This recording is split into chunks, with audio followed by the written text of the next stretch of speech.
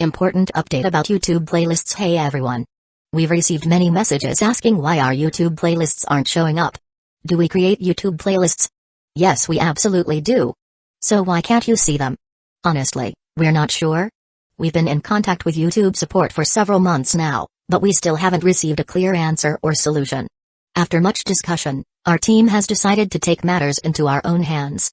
We believe the issue might be related to the number of playlists we've created on a single channel, possibly too many. Our solution? We're launching 2 additional YouTube channels, giving us a total of 3. This way, we can organize our audiobooks better and avoid the playlist visibility issue in the future. This change only affects our YouTube audience. If you're a patron supporter, you can still access all our audiobooks by visiting the collection menu on Patreon. Thanks so much for your time and continued support. Happy listening. Sharing a tent with a bunch of fairy tale guys meant snoring, sleep talking, teeth grinding, and all kinds of noise throughout the night. Getting a good night's rest was almost impossible. Rhodes gritted his teeth and tried to endure. But when it got too much, he'd throw a punch at the nearest offender, wake them up, and then knock them out again before they could even complain. As crude as it sounded, the tactic was surprisingly effective. Besides, he thought, we're all guildmates. No need to be too gentle. Once he settled on that method, he managed to catch a few solid hours of sleep. The next morning, Rhodes was the first one called up.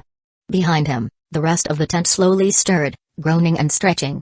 Some of them started whispering about weird dreams they had, dreams of being punched in the face, and how their bodies were sore for some reason. A surprising number of people said they had the same dream.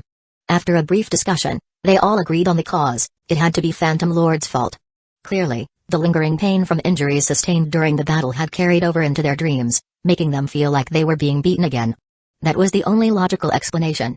The council's information desk was set up inside a small side tent.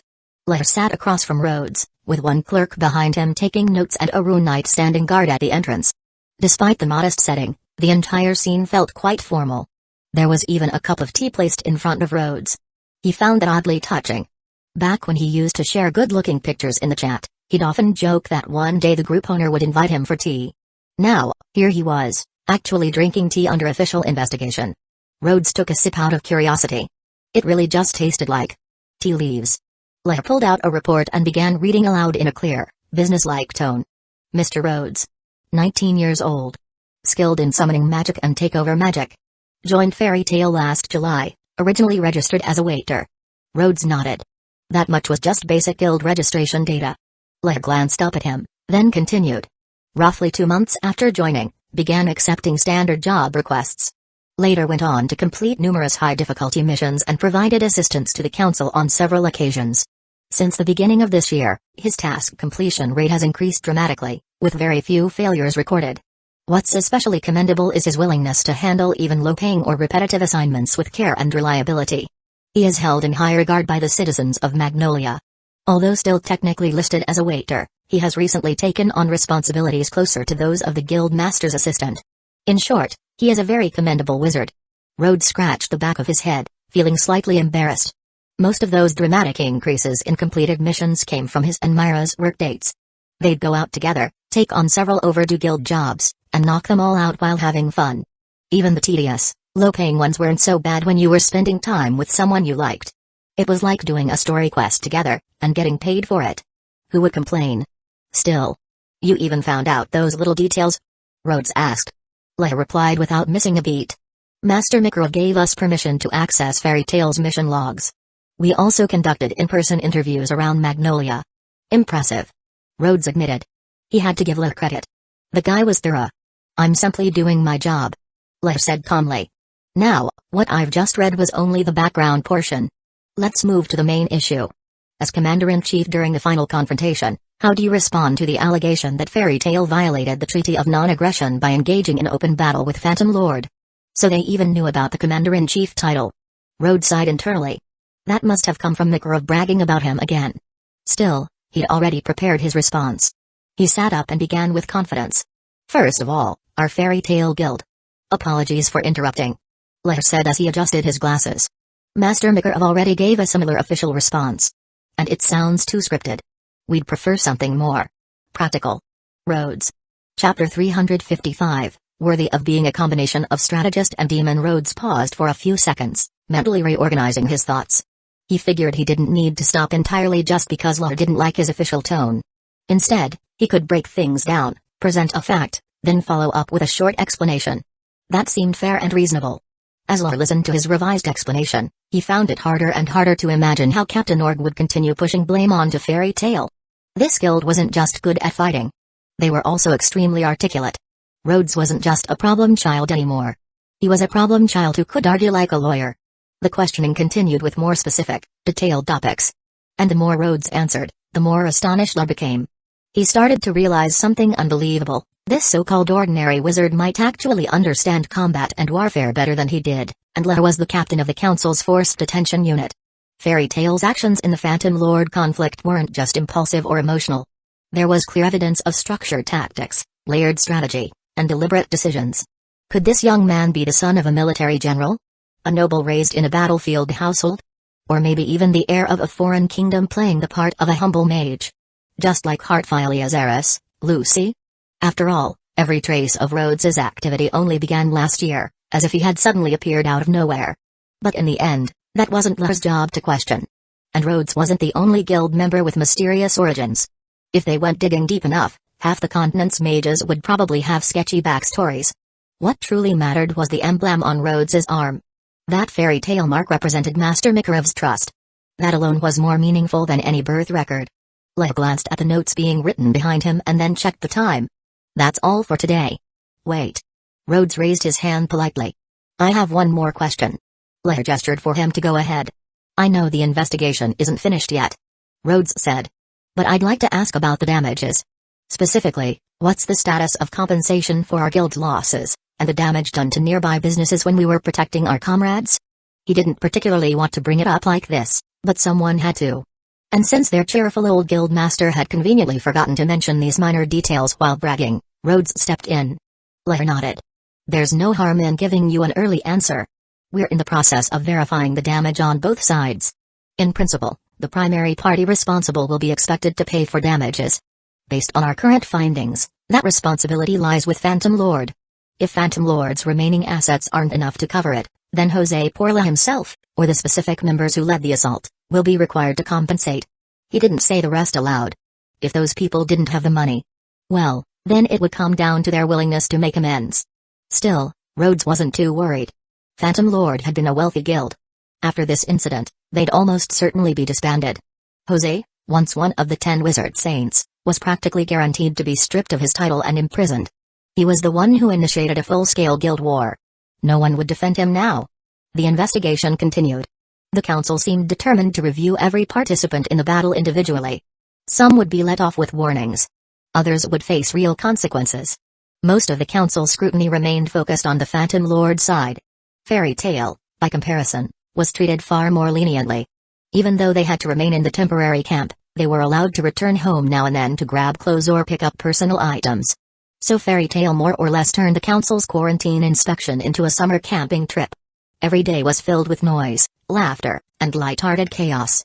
Other than being occasionally called in for questioning and a strict ban on alcohol, it was basically a real camping experience. Of course, Myra and Urza kept a close eye on things. No one was allowed to start fights or disrupt the order of the camp. Up until the very end of the inspection, Rhodes had always assumed that it was the council who had stopped Phantom Lord's reinforcements from joining the battle, and he had quietly been impressed by their decisive action. That was, until the council abruptly summoned Miss Togan to testify. Only then did Rhodes learn the truth. Well played. Rhodes muttered. Would have been nice if someone told us though. Master, want to play cards? We're one short. Rhodes called out, already sitting at a game table with Myra and Urza. Several other guildmates had already started their own games around the camp. Makarev smiled and waved a hand. You three play. I've got something else to take care of. Something else? Rhodes blinked. What's left to do at this point? Everything important had already been handled. They even asked Ritas to start sketching designs for the rebuilt guild hall. Once the council's review was over, they'd give the final approval to begin construction. So what was the old man really up to? The guild master always looked for chances to slack off. What could he possibly be doing now? Myra, while expertly shuffling the deck, offered a hint. Lately, the master's been dropping by the Phantom camp a lot. Urza nodded. He's checking in on their younger members. I think he wants to see if any of them still have potential, and whether they could use a little guidance from a more experienced hand. There was a quiet note of admiration in her voice. The master always does care deeply about helping young wizards grow. What the three of them didn't know was that the reason Makarov had been so focused on the young members of Phantom Lord wasn't just goodwill. It was because of his own regrets. His son, Ivan, had gone astray right under his nose, and even Luxus had shown signs of walking a dangerous path. Makarov didn't want to see any more young people lose their way. That's why he was determined to offer guidance and warmth, especially to those stuck in their lowest moments. "Did you notice the phantoms have been spying on us too?" Rhodes asked suddenly. Mirza followed his gaze and replied calmly. "You mean the blue-haired girl? I saw her. But since we're all on council territory and there's no hostility, I didn't bother confronting her." Myri glanced in the same direction and smiled mischievously. "I don't think she's spying on us. I think she's spying on someone in particular." Rhodes looked toward Gray, who at that moment was being scolded by Rune Knights for wandering around the camp again without his clothes. "Gray's charm is far too effective," Rhodes muttered. Myra giggled. "You might be able to pull it off too, you know." Rhodes raised one hand solemnly. "I swear, I will never use my looks as a weapon." Myra gave him a look that clearly said you're finished and set down the freshly shuffled deck. "Alright, now how do we play this card game?" "I'll call Worm. He's great at cards." 20 minutes later, Mirza had a giant clown face painted across hers. She looked crushed. Next time I will win." Rhodes felt a little guilty. She might actually stand a chance, if she didn't team up with Worm next time. Myra, on the other hand, was laughing like she hadn't in days. Sure, cheating in cards was bad behavior. But if Worm was the one doing it, that wasn't her fault, was it? She waved at Mirza gleefully. "Add another line on your nose." "Yes." Mirza groaned in defeat. "Alright, Worm. Next round, let's go." "Ho." Worm puffed happily, ready for another game. "I think the problem is your outfit," Myra said thoughtfully. "You'll never win unless you wear a bunny girl costume. So that's the secret." Mirza exclaimed in sudden realization. "I need to change clothes." Myra leaned in close to Rhodes, whispering beside his ear. "What do you think? Doesn't Mirza look amazing in that outfit?" Rhodes froze. He stared up at the sky, pretending to admire the clouds. Mirza looked stunning. A bit too stunning. He didn't dare look at her for more than a second. Mikau and Wakaba were far less restrained. The two middle-aged uncles already had their arms around each other's shoulders, hearts practically flying from their eyes. Ooh, are they playing some kind of punishment game where you change outfits if you lose? Rhodes and Myra really nailed it. Wakaba cackled. What a combo, strategist and demon queen. Chapter 356, Replenishing Myra's Energy. The council's review process was long and tedious. Even after everyone had gone through an initial round of questioning, they were summoned multiple times afterward. Sometimes it was to cross-check details from their comrades' testimonies. Sometimes it was to compare with statements given by the Phantom Lord members. And sometimes, requests came directly from the council headquarters, asking for additional clarification or confirmation. Whenever evidence was incomplete, they had to supplement it. When inconsistencies arose, they were reinvestigated. This cycle of interviews and verifications stretched on for a full week. Rhodes thought it was dragging a bit, but when he saw La and the council staff working tirelessly, barely stopping to rest, he decided not to complain. At last, it came to an end. La officially announced that the investigation and evidence collection had been completed. All Fairy Tale members were now free to return home. Only Makarov might be asked to visit the council again in a few days, when the final verdict would be issued. Compensation details and post-trial resolutions would also be announced at that time. As for Jose Porla, he had regained consciousness 3 days earlier. However, he could barely move. The council decided to take him straight back to headquarters. It was doubtful he'd ever walk free again. Rhodes watched him from a distance and sighed. Even if Jose were released one day, he would never be the same. Not because of his physical injuries, those would eventually heal, but because the spark in his eyes was gone. He had been utterly broken. To be crushed by people he once saw as weaklings, mere pests, would haunt him forever. Unless he accepted the truth, that Fairy Tale was strong and his own path had been wrong, he would never overcome the weight of that defeat. And without that acceptance, his magic would likely wither. But for a man like Jose, that kind of self-reflection was nearly impossible. In addition to Jose, several stubborn Phantom Lord members were also taken into custody, those who refused to admit fault or express remorse. Among them were Arya, Saul, and the Iron Dragon's lair, Gagiel Red Fox. These members were sent away for mandatory re-education. If they cooperated, they'd be released in a few days. If not, they would serve a short sentence. As expected, Phantom Lord was officially disbanded by council order. The guild was dissolved entirely, including both its headquarters and all branch locations. Since the majority of the blame fell on Jose, most regular members would face no punishment as long as they sincerely admitted their mistakes. Their only penalties were having to pay their own medical bills and figure out how to rebuild their lives. Makarov, always generous, made an open offer: if anyone from Phantom Lord had nowhere to go, they were welcome to join Fairy Tail. But not a single person accepted. Some were too ashamed. Others held on to grudges. A few, disillusioned by the whole ordeal, no longer wanted to be wizards at all. They were already making plans to run small businesses and live quiet lives. Most of Phantom Lord's former members had been beaten down too hard, both physically and emotionally. Even though they were touched by Makarov's generosity, they couldn't bring themselves to accept it right away. Rather than join Fairy Tail, many of them preferred to look for smaller, lesser-known guilds. Originally, they had joined Phantom Lord for the prestige, chasing the title of Fiore's #1 guild. But now that they had seen the reality, they realized that being in the top guild wasn't so easy. Strong guilds were filled with monsters. And the enemies they attracted? Even more terrifying monsters. Looking back, it seemed a lot safer to stay in a small guild, away from explosive battles and continent-shaking conflicts. During the week-long investigation, news of the fierce clash between Fairy Tail and Phantom Lord had already spread across all of Fiore. The full details weren't yet public, but wild rumors were everywhere. What people did know was that both guilds' headquarters had been destroyed, both masters had fallen, and the cause of the war remained murky at best. This made many civilians uneasy. Fiore had enjoyed peace for a long time. A violent confrontation between two of the country's most powerful legal guilds left people wondering whether their daily lives would be affected. Hopefully, the situation would calm down once the council released its official verdict in a few days. But even before that, some of the former Phantom members, those who had witnessed Jose's humiliating defeat, couldn't resist leaking the juiciest parts of the story. Though it was a team effort that ultimately took down Phantom Lord, Myra, Ursa, Rhodes, and Natsu, who delivered the final wave of attacks, quickly became household names. When more accurate accounts of the battle surfaced, people across the kingdom began to recognize Rhodes as a brilliant fairy strategist.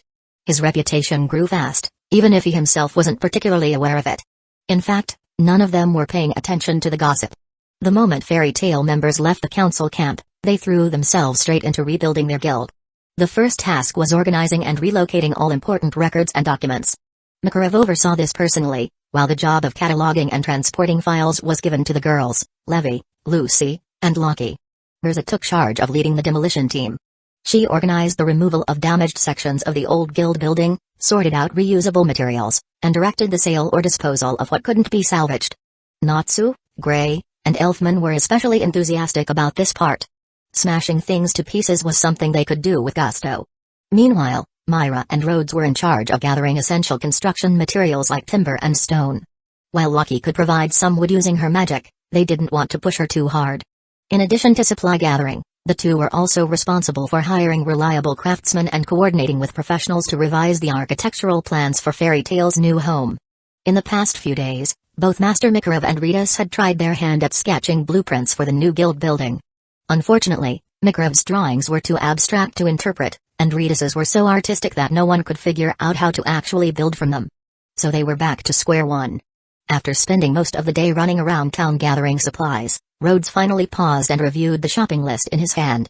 Looks like the only thing left is paint. We can grab that later. Wait, didn't we pass a hardware store just now? Myra shook her head. That one's way too expensive. Let's head over to West Street instead. We'll save a good bit. She opened her palm and held up 5 fingers toward Rhodes. We can save about this much. Her careful budgeting was so adorable that Rhodes couldn't resist. He reached out and gently grabbed her hand. It was small and pale, her nails neatly trimmed, her fingers slender and elegant. No one would ever suspect this little hand could shatter stone and split boulders. Rhodes noticed a faint blood scab on the back of her hand. He lightly brushed his fingertips across it. Does it still hurt? Myra smiled. It stopped hurting a long time ago. It's just been a little itchy lately. She looked a little worried.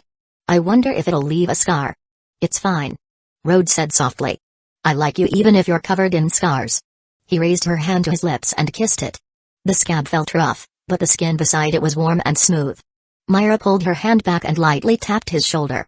You're the one covered in scars. If it really bothers you. Rhodes offered. We can ask Wendy for help. Her healing magic's pretty amazing when it comes to removing scars. Though. Carla might grumble about it. Then he struck a dramatic pose, hands together like he was pleading for divine intervention. It doesn't matter. I'll go to her right now and beg her like this. Wendy.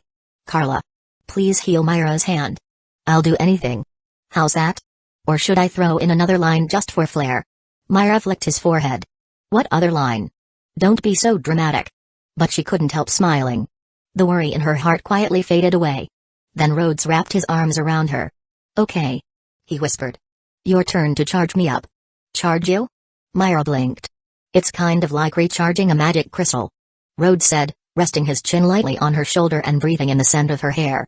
I'm running low on Myra energy. I need an emergency refill.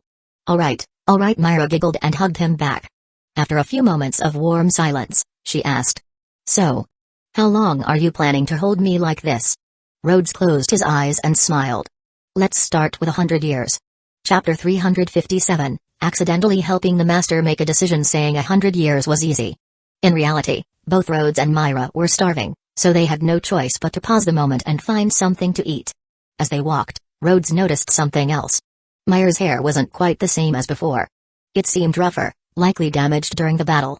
She had already trimmed off the scorched ends herself, but it left the overall look a bit uneven, less natural than usual. Did I hit Jose too hard? Rhodes made a mental note to ask one of Lucy's celestial spirit to help Myra take care of it and trim it properly. After they finished eating, they ordered the last of the supplies, paint. On the way back to the guild, they also stopped at several of the stores that had been damaged during the battle to apologize and offer compensation. To their surprise, the shopkeepers were extremely understanding. They told them not to worry about paying right away and even asked if Fairy Tale needed help with rebuilding or how the injured members were doing. Fairy Tale's reputation in Magnolia was still strong, built on years of bonds, protection, and good faith. Rhodes and Myra gratefully left compensation behind anyway, refusing to take their kindness for granted. Rhodes could have paid the full amount on his own. He had more than enough, and the guild would reimburse him soon anyway. But Myra insisted on covering half. It clearly meant something to her. By the time they returned to the guild, the temporary construction site was already in full swing. Everyone had fallen into their roles and was working with purpose. No one was standing idle. The most eye-catching figure, of course, was Master Mikarov. The 88-year-old guild master was bursting with energy. He used Titan magic to enlarge himself and moved through the ruins with incredible efficiency. While others needed multiple trips with wheelbarrows to carry sand or debris, Makarov simply bent down and scooped it up by the handful. Ursa, too, was working hard. She had naturally assumed the role of foreman. Wearing a construction uniform and a bright yellow safety helmet, she not only worked alongside the others but directed them with her usual sharp focus.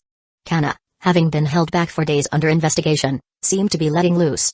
The moment she was cleared, she drank half a barrel of wine in celebration and didn't sober up until noon. But once she got to work, she was a beast. Outpacing even the guys. Jet, Droy, and Mikau couldn't keep up. The combined effort of the three still fell short of Kana's output. Frustrated, Jet activated his magic, just to keep pace while pushing a loaded cart. Naturally, Elfman was in full this is man's work mode, loudly challenging Natsu, Gray, and anyone within arm's reach to a construction duel. Loke had worked through the morning and lasted a few more hours into the afternoon. But as soon as he saw Rhodes and Myra return, he politely greeted Rosa and asked to leave. Gray, balancing a wooden beam on his shoulder, raised an eyebrow. You're not trying to slack off and sneak out on a date, are you? He turned sharply, suddenly sensing something. But there was nothing there. Gray had been feeling lately like someone was watching him. A faint presence, always just out of sight. Normally, Loke would have fired back with a flirtatious quip, but this time he looked distracted. No slacking. I just haven't been feeling well. Your injury's still bothering you? Riz asked, concerned. If that's the case, take a proper rest. We've got things covered here. Gray nodded, seeing the color drained from Loke's face. Go see Granny Porly Uzuka. If it's something deeper, she'll know. Loke smiled weakly and promised to go. Then he turned and left, walking faster than usual. Lucy stood nearby, watching his back with a strange expression. Myra had only just gotten back but immediately noticed her friend's gaze. Could it be that Lucy was just dumped by Loke? There was an affair. TSK TSK TSK. Came the ever-chiming Happy, swooping in with a wink. No. Lucy blurted out loudly, then added with some concern. I just feel like something's off with Loke. Didn't you notice, Miss Myra? Or you, Mr. Rhodes? I've had this feeling for a while now, I just don't know how to explain it. The more she spoke, the more it sounded like she had feelings for him. But clearly, that wasn't what Lucy meant. Maybe he's troubled about something. Rhodes replied, his tone thoughtful but neutral. He hadn't noticed anything unusual himself, so he could only assess it logically. Could be guilt about not protecting the guild, or maybe he's worried that his many girlfriends are mad at him after the whole week of interrogation. He did think Cloak looked physically worn out lately. After a moment of thought, Rhodes added, "Let's keep an eye on him. If he still looks off in a few days, we'll tie him up and take him straight to Granny Porliuzica. I'll handle it." Myra volunteered cheerfully. No, no, no. Lucy frantically waved her hands. If Miss Myra ties him up, he might not survive the trip to Granny Porliuzica. Just then, Lucy pointed across the lot, her voice returning to normal. "Sister Myra, someone delivered another batch of lumber. That pile over there. Also, this stack here, I sorted and stacked it myself. And that one's from the demolition, still reusable. Thank you for your hard work. I'll count everything right away." Myra replied warmly, then turned to Rhodes. "Could I see the materials list?" Rhodes nodded and handed it over, but then looked over at Lockie, who was covered in sweat from the day's work. "Need a quick recharge?" he offered kindly. "I can help restore some of your magic." Lockie crossed her arms protectively in front of her chest. "No thanks. You're just trying to squeeze every last drop of value out of me. I want to rest. With a clear conscience." "That's not quite how surplus value works," Rhodes replied, a bit amused. "And resting with a clear conscience doesn't really match the economic metaphor." Unconsciously, he found himself correcting people's word choices more often lately. Lockie gave him a look. "Instead of nitpicking my phrasing, why not put that big brain of yours to solving our real problems, Mr. Strategist?" "Real problems? Like what?" "Rent," Lockie said plainly, raising a finger. "It's the end of the month, and a bunch of people still haven't found a way to pay for next month's rent." She looked out toward the camp. "Sure, everyone's full of passion right now, working hard to rebuild the guild. But if this keeps up, we'll be homeless next month, and won't even be able to feed ourselves." Rhodes nodded. "Yeah. That's a real issue." It was now July 29th. The council's review had dragged on for over a week, and if they hadn't provided meals during that time, some guild members might have starved. Suddenly, Lucy clutched her head in panic. "Oh no. My rent. I completely forgot about it." She quickly started counting on her fingers. It had been nearly a month since she joined the guild. She'd taken on a few challenging missions in that time, but only managed to earn 2 gold keys. Precious, yes, but not something you could trade for cash. When she thought about it more carefully, she realized that those missions had nearly cost her her life, and yet she didn't make a single jewel. In fact, she had spent money on travel and supplies. The only actual income she'd made was from those custom-fit jobs that Rhodes had set up for her and the others. But even from those, she had only received 50,000 J. And after deducting daily expenses, Lucy looked like she was about to cry. "Mr. Rhodes, help me." The daughter of Fiore's most powerful industrial family, the heiress of Hartfilia concern, was actually struggling to pay her 70,000 J monthly rent. But Lucy's plea wasn't fake or theatrical. It was honest, sweet, and a little silly. This was the Lucy everyone wanted to protect. Not as the heiress, but as a true companion. Rhodes scratched his head. "Let me think." After a moment, he offered a suggestion. "I can talk to Master Mikhailov and see if we can temporarily pay everyone like regular workers. But the guild's finances are tight right now. We'll need to wait for the council to approve funding before we can actually give out any payments. That could take forever." Lucy sighed. "I heard the council's reimbursement procedures are a nightmare. Then we'll have to prioritize jobs for anyone who's short on cash," Rhodes said, already slipping into problem-solving mode. He pointed toward the middle of the construction site. "Let's clean up that area and set up a temporary job request counter." Then he turned to Lockie. "Can you whip up a simple bulletin board when you have time? We'll create a shift schedule too, so people can rotate. These next few days, there'll probably be clients sending job requests by mail." He continued. "I'll sort through them and post the urgent ones first." Rhodes tapped his forehead lightly. "And then I'll ask Master for final approval." Chapter 358, Moving Bricks and Love Bendo. After hearing Rhodes' proposal, Master Mikhailov gave a cheerful wave. "Sounds good. Let's go with that. I'll leave it to you." To him, handling these logistical issues wasn't nearly as fun as hauling bricks. The old man was dripping with sweat, but full of energy, never seeming to tire. Mikhailov had come to realize that life was much more enjoyable as a hands-off guild master. Just look at his kids, planning, leading, building their future all on their own. A true guild master wasn't the one solving everything, but the one who guided the next generation to grow. With the idea approved, Rhodes had no choice but to find the foreman, Ursa, and ask her to assign a team to help with the setup. As soon as Ursa heard that it was for the sake of everyone's livelihoods, she jumped into action without hesitation.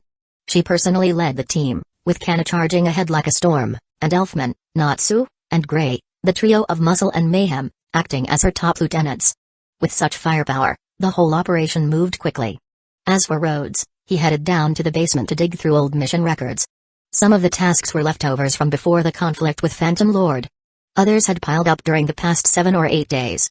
He carefully selected the most urgent jobs first, filling out each request form by hand. Then, he picked out simpler tasks that offered decent rewards for those who just needed quick work. The rest could be rotated in later. Myra was swamped with duties at the construction site, so Rhodes handled the entire job board setup on his own. By the time he returned, a stack of mission slips in hand, the central area had been fully cleared. A notice board had been installed, and a counter was being constructed beside it. Apparently, Mirza had taken the initiative to build a small temporary tavern as well. A wooden shed now stood just behind the counter. Rhodes had a strong suspicion this was Kana's idea. She was the most enthusiastic one moving tables and chairs into place. Still, it wasn't a bad idea. Life at a construction site could get dull, and having a space to relax was important too. By the time everything was ready, the sun had already set. It was too late to start operations that evening, so they would launch the next day. The tavern, however, opened right away. Many guild members, especially Kana, had been holding back for days during the council's tight supervision. Now that they were free, they were eager to blow off some steam. There was still wine in storage, and the basement kitchen was intact. Mr. Cook worked late into the night to make sure everyone had a proper, hearty meal. The conditions were still basic, but the noise, laughter, and familiar scent of warm food made it feel like home again. Fairy Tale's signature liveliness had finally returned. The next morning, Myra stood tall behind the new counter and made an official announcement. From today on, our temporary job request counter is open for applications. A crowd instantly surged forward. Rhodes has already selected urgent missions and tasks with varying difficulty and solid rewards. Please, if you're in immediate need of money for rent or food, come up first. Awesome. Myra took charge of the counter, while Rhodes went to move bricks. After all, the moment a group of spendthrifts and broke freelancers ran off for job requests, the construction team lost most of its labor force. Rhodes had to fill in, and at least it counted as physical training. The counter stayed busy for quite a while before things finally calmed down. Lucy stood silently next to Nab in front of the bulletin board, her gaze fixed. She had spotted a few jobs she was interested in. But each time she reached out to grab one, she hesitated, then pulled her hand back, uncertain. She lingered there for a long time before finally turning and walking away. Lucy had realized something. Until she resolved that matter, she wouldn't be able to truly focus on anything else. One person quietly leaving didn't draw much attention. Everyone was either too busy to notice or simply assumed Lucy had picked a solo job and gone off on her own. That morning, Makarov arrived a little later than usual. As soon as he got there, he called Rhodes and Risa over. "I'm heading to the council," he said. "I'll be leaving the guild in your hands for now." Rhodes raised an eyebrow. "Didn't they say you had a few more days?" "Yajima told me there's been too much delay already," Makarov explained. "Because the incident happened a while ago and the rumors are still flying around, the council wants to resolve it quickly. If they wait any longer, people will start questioning whether they're capable of handling it at all." "Don't worry," Risa said, patting her chest confidently. "We'll handle things while you're gone." Rhodes folded his arms and added sternly. "Just don't fall asleep again. Especially when they start talking about money." "What? I would never." "Ha, ha ha. Of course not." Makarov laughed awkwardly, scratching his head. Myra gave him a sweet but menacing smile. "It's all right, Master. But if we don't get the funds we deserve this time, we'll send you out on an S-class mission and confiscate the reward." Makarov immediately stood upright, full of energy. "I swear I'll stay wide awake this time." The group burst out laughing. "By the way," the Master added as he was leaving, "Lixus might be coming back in the next couple of days." "About what happened recently?" He trailed off, but the message was clear. He gave them a few instructions, and Rhodes, Ursa, and Myra each nodded in understanding. There were still hard feelings, of course, but what was done was done. There was no point in arguing over whether Lixus had been involved or not. For the Master's sake, they would let it go. Hopefully, Lixus would come to his senses someday. If not, well, they'd just have to organize a team to beat some sense into him, like they did with Jose. Rhodes shook his head with a smile. "All right, I'm heading back to work, sunshine. Myra blinked, then laughed once she caught on. Got it. Keep up the good work, Captain. Mirza touched her chin thoughtfully. What should my nickname be? Red? Ironheart? By then, it was already noon. Amid the hustle of construction and sorting, everyone took a brief break to gather for lunch. It was the peak of summer, and after working for half a day under the blazing sun, the entire crew was soaked in sweat, packed shoulder to shoulder. A group of workers groaned in unison. Gray. Hurry up and give us some ice. It's so hot. TCH. So annoying. Gray muttered. Ice make, parasol. Swish. Large, semi-translucent umbrellas of ice appeared beside each table, glistening under the summer sun. They weren't great at blocking light, but the temperature dropped noticeably, bringing instant relief to the sweaty crowd. Hidden behind a nearby pile of lumber, Juvia peeked out with sparkling eyes full of admiration. What beautiful magic! To her, water and ice magic were a match made in heaven, naturally compatible, like soulmates. And ever since she met Gray, something miraculous had happened. It had stopped raining around her. The day she met him was the first time Juvia ever felt the warmth of the sun on her skin. Gray felt someone staring at him and snapped his head toward the source, but once again, saw nothing. He rubbed his stomach. Ugh. Using magic always makes me hungrier. Just as he said it, a blue blur zipped past, and suddenly, a lunchbox was cradled neatly in his arms. What the heck is this? Elsewhere, Rhodes was eating lunch with Myra and Elfman. Myra didn't even flinch at the sight of her brother and Rhodes sitting there soaked in sweat. She was used to it, this was what they looked like after every training session anyway. Did you see that? Rhodes asked, a bit impressed. That speed. No doubt about it.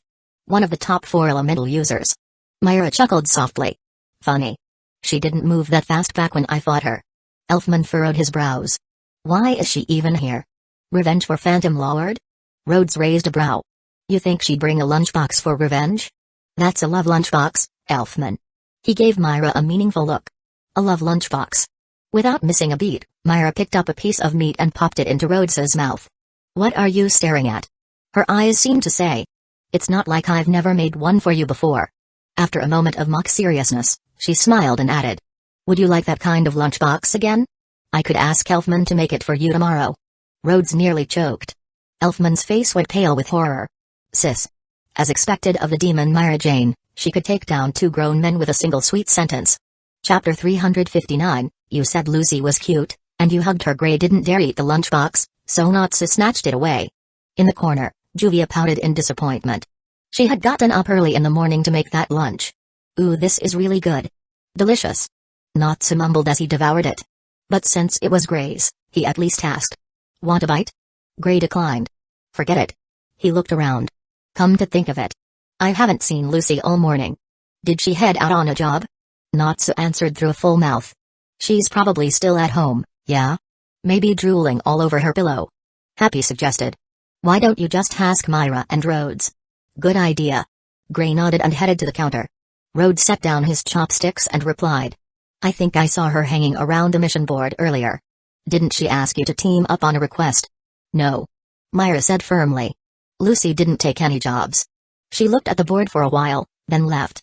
Yesterday she said she didn't have money for rent. Rhodes thought aloud. Is she being too selective? Maybe she thinks it's her fault the guild's still not functioning normally. Gray frowned. Either way, we should check on her. Myra smiled slyly, resting her chin in her hand. You sure seem worried about Lucy. Gray's gaze wavered. Well, Lucy's new. After everything that's happened, it's natural to worry about her a little more. Rhodes couldn't resist jumping in. When I was new, I don't remember you worrying about me this much. Gray shot back. Wasn't Myra enough to keep you in line? It was more than enough. Rhodes said as he grabbed Myra's hand and waved it at Gray. So what you're saying is, your urge to look after Lucy is the same as Myra's urge to look after me? No way. Gray's face flushed bright red. Anyway, I'm going to check on Lucy now. As he bolted, Rhodes called after him. Don't forget to put on your clothes. Gray doubled back, hastily pulled on his shirt, and sprinted away. Maybe Gray really does like Lucy. Myra said, eyes sparkling with excitement. New gossip. What did Gray do now? Of course, they wouldn't let Rhodes finish a meal in peace. Just as Gray left, Natsu and Happy appeared again. He went to Lucy's place. Rhodes said. Guess he's worried something happened to her. Without another word, Happy zipped off into the sky. So sneaky. Let's go visit Lucy too. Wait for me, Happy. Natsu yelled, tossing the empty lunchbox on the counter before dashing after him. You too. You're on shift this afternoon. Mirza called after them, and chased after them too. Rhodes blinked, a little dazed. Wait. Is this really turning into something serious? They're all going after her one after another. This feels like the setup to something big. Myra glanced at him and said gently. If you're worried too, you could go check on her. Should I? Yes. Myra pulled Rhodes's half-eaten lunchbox over to her side and added with a teasing smile. I seem to recall that you care about Lucy too. Do I? Elfman slammed his hand on the table and started to stand. Rhodes, are you abandoning my sister? But before he could rise fully, Myra calmly pressed him back into his seat with one hand. Didn't I say there was a special reason? Yes, I remember. Myra replied quietly, her eyes lowered as she fiddled with the tableware. Her voice was soft, not angry at all. In fact, she sounded almost relieved. I remember that on the day we got back, you caught Lucy at the last second. Called her cute, and then held her like this. She said, lightly miming a hug. That. Rhodes froze. Her tone was calm, but it sent a chill down his spine. Beside them, Elfman looked like he was seconds away from lunging across the table. Myra continued, as if thoughtfully recounting a memory. And I also remember you once made a bet with me over Lucy. Rhodes was now absolutely sure she was messing with him. I lost that bet. He muttered, trying to shift the mood. We never followed through on it. Go away. Myra said, using a spoon to push his face to the side. You smell like sweat. Rhodes sighed in surrender. All right, fine. What's my punishment? I'll punish you. With two things. I accept my fate. Myra gave him a mischievous smile. Then you'd better be ready. Rhodes smiled back, hand on his chin. I'm a man of my word. Okay. First, you finish the rest of your lunch. Second, you go to Lucy's house and bring back the luggage I left there. She blinked sweetly at him. Think you can handle that? Rhodes stared at her for a moment, lips twitching upward. Yeah. I'm doomed. Myra smiled brightly and pushed his lunchbox back toward him. Eat up. The warming spell on it's going to wear off soon. Elfman scratched his cheek, utterly confused. He glanced between his sister and Rhodes, trying to figure out what just happened. Was Rhodes in trouble? Was his sister mad? Or did Rhodes switch sides? When Rhodes arrived at Lucy's house, the front door was already open. Inside, Mirza was calmly brewing tea with Lucy's personal teapot, as if she'd done it 100 times. She might be in the shower. Gray said as he headed toward the bathroom, his voice weirdly hopeful. Maybe we'll get one of those cliché scenes? But before he could get there, Natsu burst out of the bathroom. She's not inside. You're too fast. Gray snapped, suddenly adopting Lucy's usual tone of exasperation. Why do you always charge into the bathroom first? Rhodes knocked lightly on the open door. You guys seriously have no sense of privacy. Oh, Rhodes, you're here too? Mirza said, calmly setting the teapot and cups onto the table. Would you like some tea? Rhodes nodded. Yeah, I just finished lunch and was feeling a bit thirsty. Gray sat down beside him with a scoff. You're just as shameless. Rhodes picked up the teacup with practiced grace and replied without missing a beat. Completely different. I said ahead of time that I'd be coming. Now. Where's Lucy? She's not home. Natsu answered while glancing around. We're trying to find clues. Suddenly, his eyes locked on the suitcase sitting by the window. That's suspicious. Lucy might be hiding in there. Gray gave him a withering look. Who the hell hides inside a suitcase? But Natsu was already moving. Only one way to find out. Just as he reached for the suitcase, Rhodes calmly placed one hand on the table, vaulted over it with an elegant gymnastic flip, slid past Gray, and launched a flawless side kick. Wham! Sending Natsu flying out the second-story window. Wah! Natsu screamed as he dropped like a stone. His limbs flailed before he hit the street below with a thud, twitched a few times, and then lay still. Pedestrians nearby gasped. When they saw the familiar cherry-pink hair and the fairy tale emblem on his arm, they all wisely stepped around him. Fairy tale wizard. He'll live. Second floor. Not worth getting involved. Sure enough, Natsu shot back to his feet moments later and shouted up at the window. Rhodes, what's wrong with you? Are you picking a fight? Rhodes looked down calmly and said. I saved you. Anyone who touches that box dies. Mirza tilted her head slightly. Is there something wrong with the box? Happy tiptoed closer, curiosity practically leaking from his body. He peeked toward the suitcase with round, sparkling eyes. This is Myra's luggage. Rhodes explained, smiling faintly. She asked me to bring it back for her. Then he looked directly at Happy, still smiling, but with a subtle, dangerous glint in his eye. "Would you like to take a look inside?" AI. Happy stammered as sweat began to pour down his face. "And no thanks." Chapter 360. So that's it, what's the big deal? He just got kicked from the second floor to the first. He'll live. Sure enough, Natsu came bounding back up moments later, full of fire and fury, ready to pick a fight with Rhodes. But Riza held him back with one hand. "Look for clues first." I don't believe Lucy would leave without saying anything. She didn't have to say more. Happy was already rifling through drawers and cabinets. He wouldn't dare touch anything that belonged to Myra, but Lucy's stuff. Totally fair game. To him, it wasn't invading privacy. It was an adventure. Still, Rhodes frowned at the chaos. "Hey Natsu, can't you just sniff out Lucy's scent and track her down?" Natsu gave him a deadpan look. "Are you stupid? The whole place smells like Lucy." Rhodes clenched his fists. He was just called an idiot by an idiot. "I meant outside. Lucy's not hiding inside her own house." Natsu and Happy blinked, looked at each other, and slapped their palms together. Right. She wouldn't hide here. Unbelievable, Rhodes thought. They really are idiots. He sighed. "Then what exactly were you two doing rummaging around all this time?" Natsu lifted Lucy's blanket and peeked under the bed. "I thought she might be hiding under the covers or something. You know, waiting to pop out and scare us." "You think she's that bored?" "You don't get it, Rhodes," Happy said, now hovering near the trash bin. "Sometimes Lucy likes to play little tricks like that." He checked inside the bin, then zipped upward to open an overhead cabinet. "Or maybe she's hiding in here." Rhodes let out another long sigh. Even if she was hiding, who hides in such obvious places? Natsu grinned and gave him a thumbs up. "That sounds just like something Lucy would say." Just then, Happy yelped and tumbled to the ground, buried under a sudden avalanche of envelopes. He'd opened a cabinet, and dozens of letters spilled out. "Huh? Letters?" Gray knelt down and picked one up. "To Mom. To Mom. Looks like they're all addressed to her mother. Why didn't she send them?" "How could she?" Rhodes said, examining one of the envelopes. "They're just addressed to Mom. No name, no location.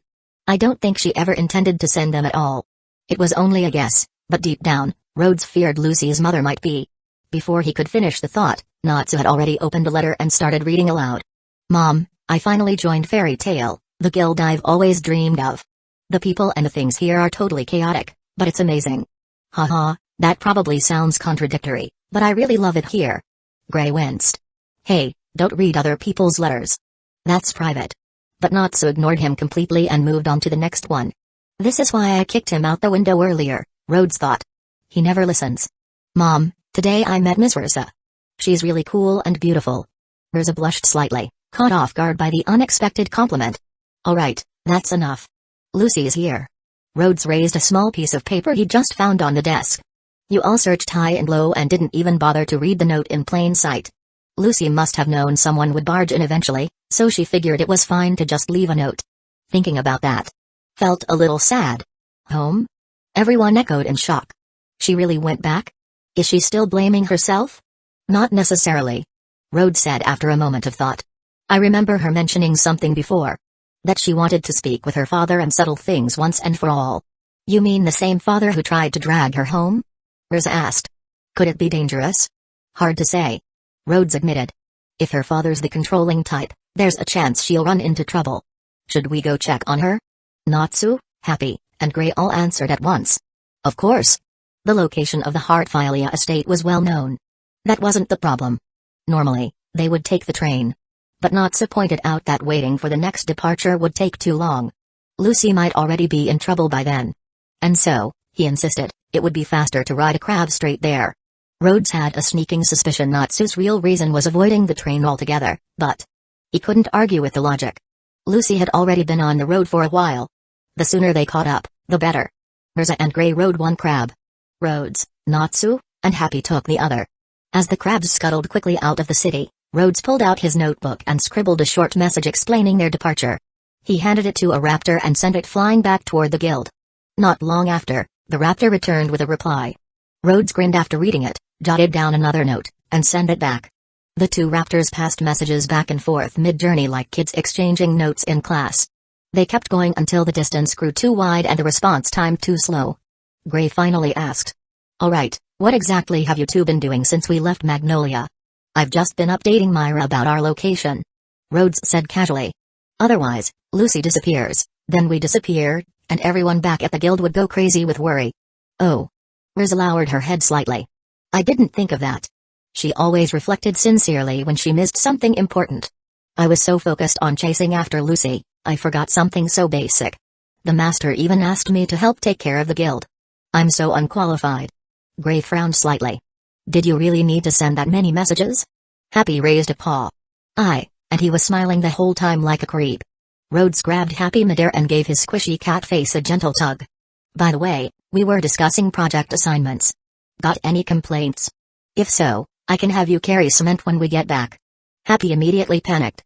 I'm sorry. Once Rhodes let him go, Happy zipped over to the other crab and hid behind Gray. Abuse of power. He grumbled. Petty revenge. Classic retaliation. Oh, don't worry. Rhodes said with a grin. I'll show you how petty I can be when we get there. We're gonna report you to Myra. She'll help me punish you. Gray, protect me. You caused the mess. Clean it up yourself. Natsu went completely silent, deep in thought. He appeared to be weighing something very serious. Who was more important? Happy? Or the crab they were riding? Mirza reached over and gently patted Happy on the head. Don't worry, Happy. Mirza. Happy's eyes sparkled with gratitude. Mirza really was the most dependable. Then Mirza said calmly. We'll settle this the way we always do in Fairy Tale. You and Rhodes should have a fair duel. Give me back my hope. Happy wailed as tears streamed down his face. Everyone burst into laughter. At that moment, outside Magnolia, Juvia had already lost track of where the others went. She wandered the outskirts for a while but couldn't catch their trail. Disappointed, she eventually turned back. At first, her interest in Gray had drawn her here. But during those days at the council's detainment camp, something else had started to take root. She found herself intrigued by the guild itself. For the past 2 days, a bold idea had been stirring in her heart. What if I join Fairy Tale? But reality pulled her back. She had been a member of Phantom Lord, a direct enemy of Fairy Tale. She had even attacked Lucy with her own hands. Even though she had lost that fight, and even though she heard Master Mikarov's words of forgiveness, Juvia still didn't have the courage to ask. Chapter 361, Heartfilia House. I think I smell Lucy's scent. Even if you don't mean anything by that. Rhodes warned. You probably shouldn't say that in front of her family. He was a little worried they'd get kicked out before they even made it to the front door.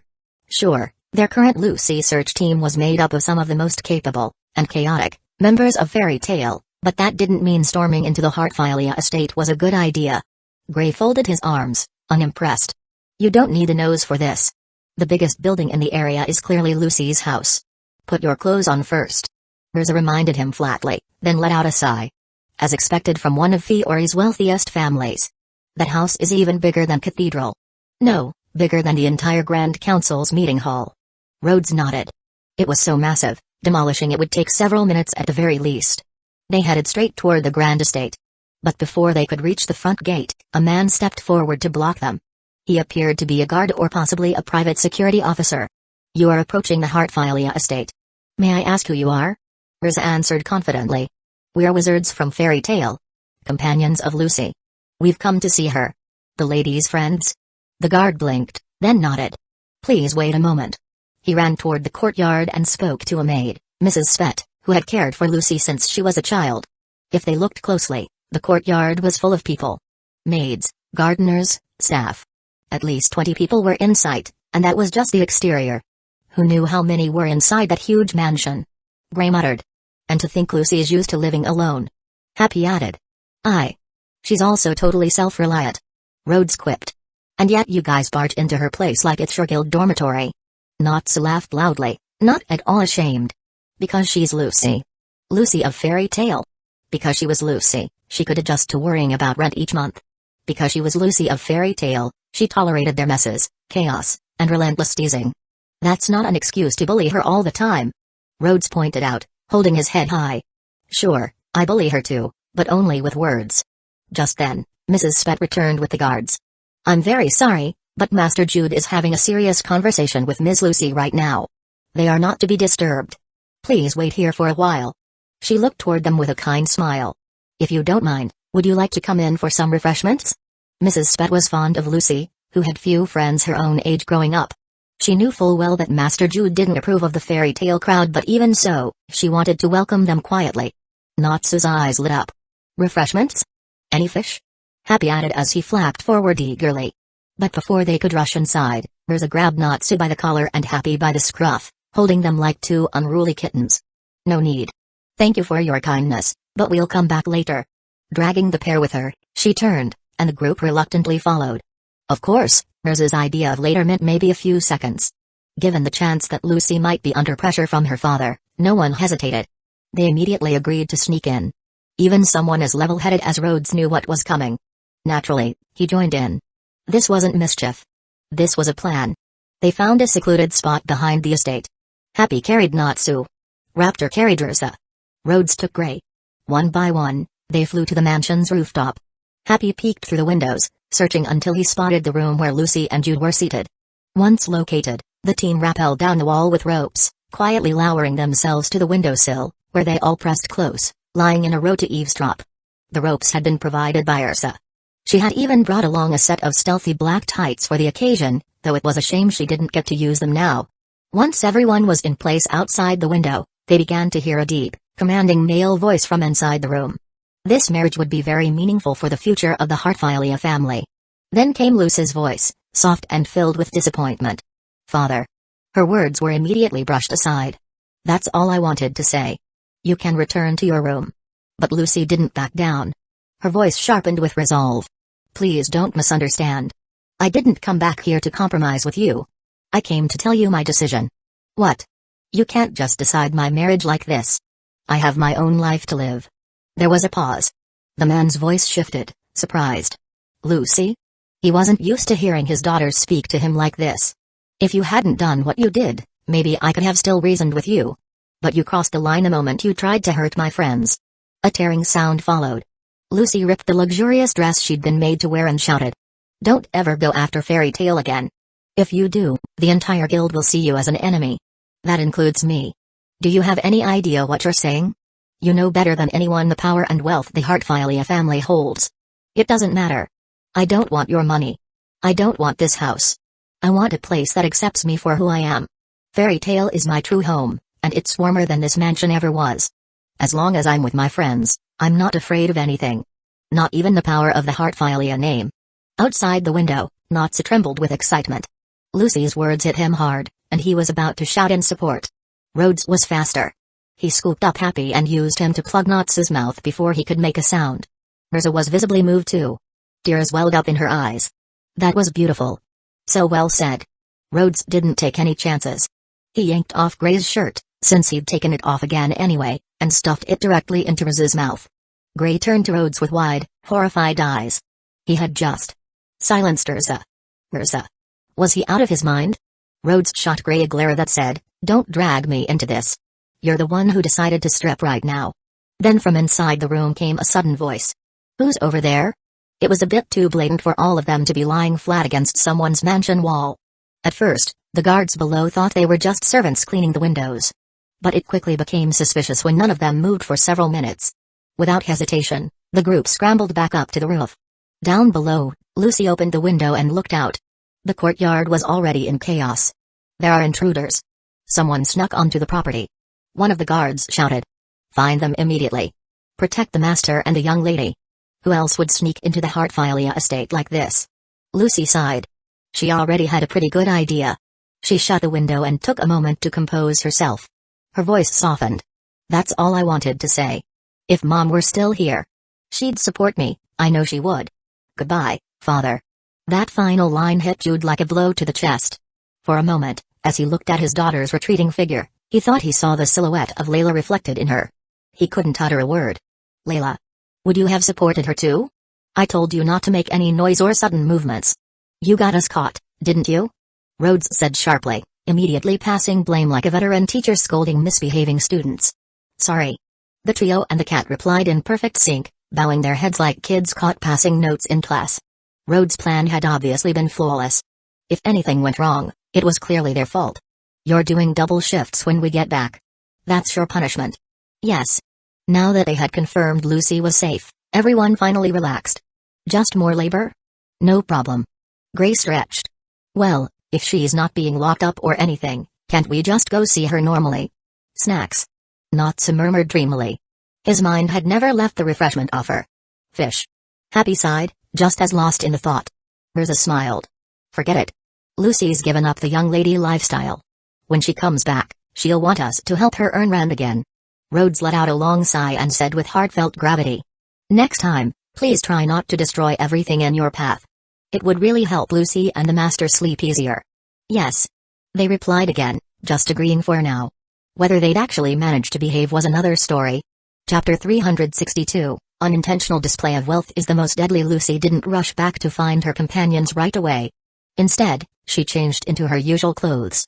She picked a bouquet of flowers and made her way to her mother's grave, softly whispering all the things she wanted to say.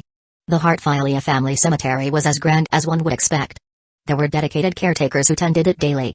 Even from outside the gates, you could see the intricately carved statues standing on the hillside, and Lucy standing in front of one, holding the bouquet and speaking gently. Rhodes held Happy by the tail with one hand and had his other arm hooked around Natsu's neck to keep the two from barging in recklessly. Only when Lucy bent down to place the bouquet at the statue's base did Rhodes release the two eager troublemakers. Lucy. Lucy. Just as Lucy turned around, Happy flung himself into her arms, and Natsu ran up right behind him. You guys have no sense of place. Rhodes muttered as he climbed the steps. He looked at the name on the tombstone and bowed respectfully. Lele Hartfilia, X748-X777. Died at age 29. It had already been 7 years. Lucy had only been 10 at the time. Mirza stepped forward first and bowed her head. Sorry, Lucy. We were a little noisy. It's all right. Mom would be happy. Lucy said with a soft smile. Her tears had already been shed long ago. Now, she just wanted her mother to see her happy and surrounded by friends. I'm the one who should apologize. I made everyone worry. Gray silently took the clothes that Rhodes tossed to him and got dressed again. Well, it wasn't a complete waste of time. Honestly, it was kind of nice. Rhodes added. We overreacted and broke into your house without permission. That was on us. Lucy gave a helpless smile. Natsu and the others have always been like this. I'm kind of used to it. Happy rubbed against her cheek and purred. Because we were worried about Lucy. Natsu grinned. Yeah. Happy was so nervous he cried. I did not. They all watched silently as Lucy said her final goodbye to her mother. Afterward, they set out together, heading back toward the guild. This time, Lucy rode with Natsu and Happy, while Rhodes shared a crab with Rosund Gray. The two crabs strolled along the quiet road. At first, a few of the Hartfilia estate servants tearfully came to see Lucy off. But after a while, there was no one left behind them. Gray glanced at the wide, empty land around them and asked, Why is your town so big, but there's barely anyone living here? Huh? Oh, this isn't a town. Lucy explained, pointing toward a distant mountain. From here to the other side of that mountain is all part of my family's estate. All 5 of her companions froze, their minds going blank for a second. Huh? What's with all of you? Lucy asked innocently. Natsu gawked at the mountain and shouted. Rich girl alert.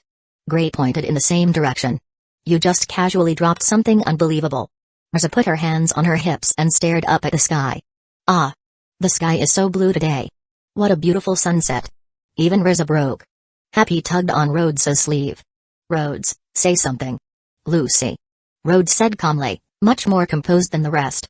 Are you hiring a bodyguard? Huh? Or maybe a driver? I could work as an accountant too. He had always known Lucy came from money, but this was something else entirely. Rhodes' concept of wealth simply didn't stretch this far. Poverty had thoroughly limited his imagination. If Lucy hadn't been so serious about it, he might have thought she was reciting a comedy sketch. Something like, you have to drive to get to the bathroom, and turn back halfway because the tires went flat. The rich girl conversation didn't last long. Just a little joke to lighten the mood. Once they were fully out of town, out of the house, Lucy began worrying about rent again. Rhodes offered a very practical suggestion. Why don't you make Natsu and Happy help pay? They live there too, after all. Lucy refused immediately. No way. That would make them feel entitled. As if they don't already. Rhodes said. That's not the point. Lucy stammered, cheeks reddening. If they start paying, then that means that we're officially roommates. Natsu grinned slyly. If I'm paying rent, that bed of yours is basically mine. We call dibs on the kitchen and dining room. Happy added with a flourish. I said no. Lucy shouted, flailing. Then we just go back to doing jobs the honest way. Rhodes said with a shrug. The bad news is, I already picked out all the best paying ones. At this point, they've probably been scooped up by everyone else. What? No. Lucy clutched her head. Why would you do that? Rhodes raised an eyebrow. Didn't you complain yesterday that you were desperate for money? I did it to help people like you. And then you ran off without a word. I'm sorry. Lucy looked devastated. She was on the verge of tears, but they wouldn't come. Natsu gave her a gentle pat on the back. It's all right. We'll take the tough missions. But hard missions don't make good money. Lucy groaned in defeat. By the time they returned to the guild, the sun had already dipped below the horizon. But there were still plenty of people at the construction site, or more accurately, gathered around the open-air bar that had popped up in the middle of it. These were fairy tale wizards, after all. As long as there were tables, stools, drinks, and friends, they didn't care how basic the setup was. We're back. Someone shouted. But instead of a warm welcome, the first response they got was from a group of slightly tipsy voices. Where the hell have you guys been? Can't even handle a bit of work before disappearing? Trying to slack off already? Elfman picked up Rhodes' workload. What, we're Natsu and Gray off napping somewhere? Who's slacking? We'll do double tomorrow to prove it. Natsu snapped back. And just like that, the others agreed, backing Rhodes up without hesitation. Wait, what? Rhodes glanced at Elfman, then at Myra. Elfman was casually looking up at the sky. Myra covered her mouth with her hand and giggled. Earlier that day, when Rhodes wrote the note to explain their absence, he had mentioned he was worried everyone might think he was slacking off. Myra, half-jokingly, said they could make Elfman do double the work to cover for him. Rhodes had thought she was kidding. No, I was going to do it myself. Myra said with a mix of smile and mock frustration. But after I carried just 2 pieces of wood, Elfman told me I was manly. So? Rhodes winced. Right. Guess it's time to redeem myself. He hurried behind Myra and began massaging her shoulders. Oh no, you must be exhausted after lifting 2 planks. Let me help you relax. Elfman, without looking, lifted a mug and drank in silence. Truly unbearable. Everyone was watching. Myra gently slapped Rhodes' hands away and shoved a stack of paperwork into his arms. Welcome back. Now get to work. She said, then softened her tone. Did you eat yet? Are you hungry? We rushed back too fast. Didn't get a chance to eat. Rhodes sighed, regretting missing out on the Heartfilia chef's gourmet meals. I'll get you something. Myra stepped out from behind the counter, greeted Lucy along the way, and headed toward the kitchen. Gray called out after her. Myra, anything's fine. I'll take 2 servings. Actually, make that 3. He hadn't eaten lunch earlier either. Myra nodded, but raised an eyebrow. All right, but I think you'll only need 2. Why? Because a second later, a lunchbox was silently handed to Gray. He looked down, stunned. Myra smiled sweetly. You shouldn't let someone else's kindness go to waste. Chapter 363, Unlucky and Lucky. Isaac. Ooh. Let's go. Gray and Natsu had flipped their battle switches on from the crack of dawn. True to their word, they were working at double pace, not just compared to regular people, but double their own usual workload. Since they had plans to team up with Lucy and head out on a mission that afternoon, they were determined to finish the afternoon share of work in the morning. That meant handling 4 times the normal amount. And of course, Mirza wasn't about to fall behind. As the unofficial forewoman of the site, her pride wouldn't allow it. With Natsu and Gray working like lunatics, she refused to slack off herself. Guys, try not to overdo it. What if a fight breaks out later and you're too exhausted? Rhodes cautioned, not wanting anyone collapsing from effort, especially when he was partially responsible for hyping them up. This is nothing. Natsu and Gray shouted together in perfect sync. They glanced at each other, and just like that, the challenge was on. Now they were trying to outwork each other. Mirza turned to Rhodes. Don't worry. If it's just physical labor, all they need is some food at noon and a nap on the road. If they still can't recover, it means their training's not enough. They can treat it as extra practice. That logic was unbreakable. Since Mirza had spoken, Rhodes let it go. Hey. Happy strained as he tried to lift a heavy plank of wood. But no matter how hard he tugged, it wouldn't budge. Tears welled up in his eyes as he looked to Rhodes for help. What do I do? I can't move it. Even Happy was trying his best. Rhodes smiled and gently patted his head. Why don't you go help Lucy with the inventory and task tracking? Aye, sir. The meeting Master Mikarov had attended at the council yesterday must have wrapped up. That morning's newspaper finally printed the full story behind the fairy tale and Phantom Lord conflict. Of course, the published reason was a sanitized version, a long-standing grudge between the 2 guilds that eventually boiled over into open hostility. It made no mention of Lucy. Probably out of respect, or pressure due to the Heartfilia family's influence, that part had been deliberately left out. Still, the article made it clear that Phantom had been the aggressor, and that Fairy Tail had repelled the attack without their master's involvement. With one of the two guilds previously tied for number one in Fiori now disbanded, Fairy Tail was officially recognized as the strongest guild in the country. Possibly because of that, commissions had poured in all morning, more than usual. If Rhodes hadn't been there for the whole incident, he might have believed this had been an intentional business ploy by the guild to crush a rival and rake in contracts. While sorting through requests, Rhodes came across one that caught his interest. Unfortunately, he couldn't leave the guild just yet, so he passed the job to Elfman. His brother-in-law had been working hard these past few days. It was time for him to stretch his legs. Rhodes had long since accepted his role as brother-in-law. After 2 straight hours of steady labor, he finally paused and made his way to the counter to get some water. "You've been working hard," Myra said, pouring him a cup of warm water with a pinch of salt added for recovery. She turned to grab a towel. After he drank, Rhodes didn't reach for the towel. Instead, he leaned his face toward her, smiling slightly. Myra giggled and gently wiped the sweat from his forehead herself. Sure, he could have wiped it on his own, but getting pampered like this filled his heart with happiness. "Look." Myra gestured discreetly toward Biska.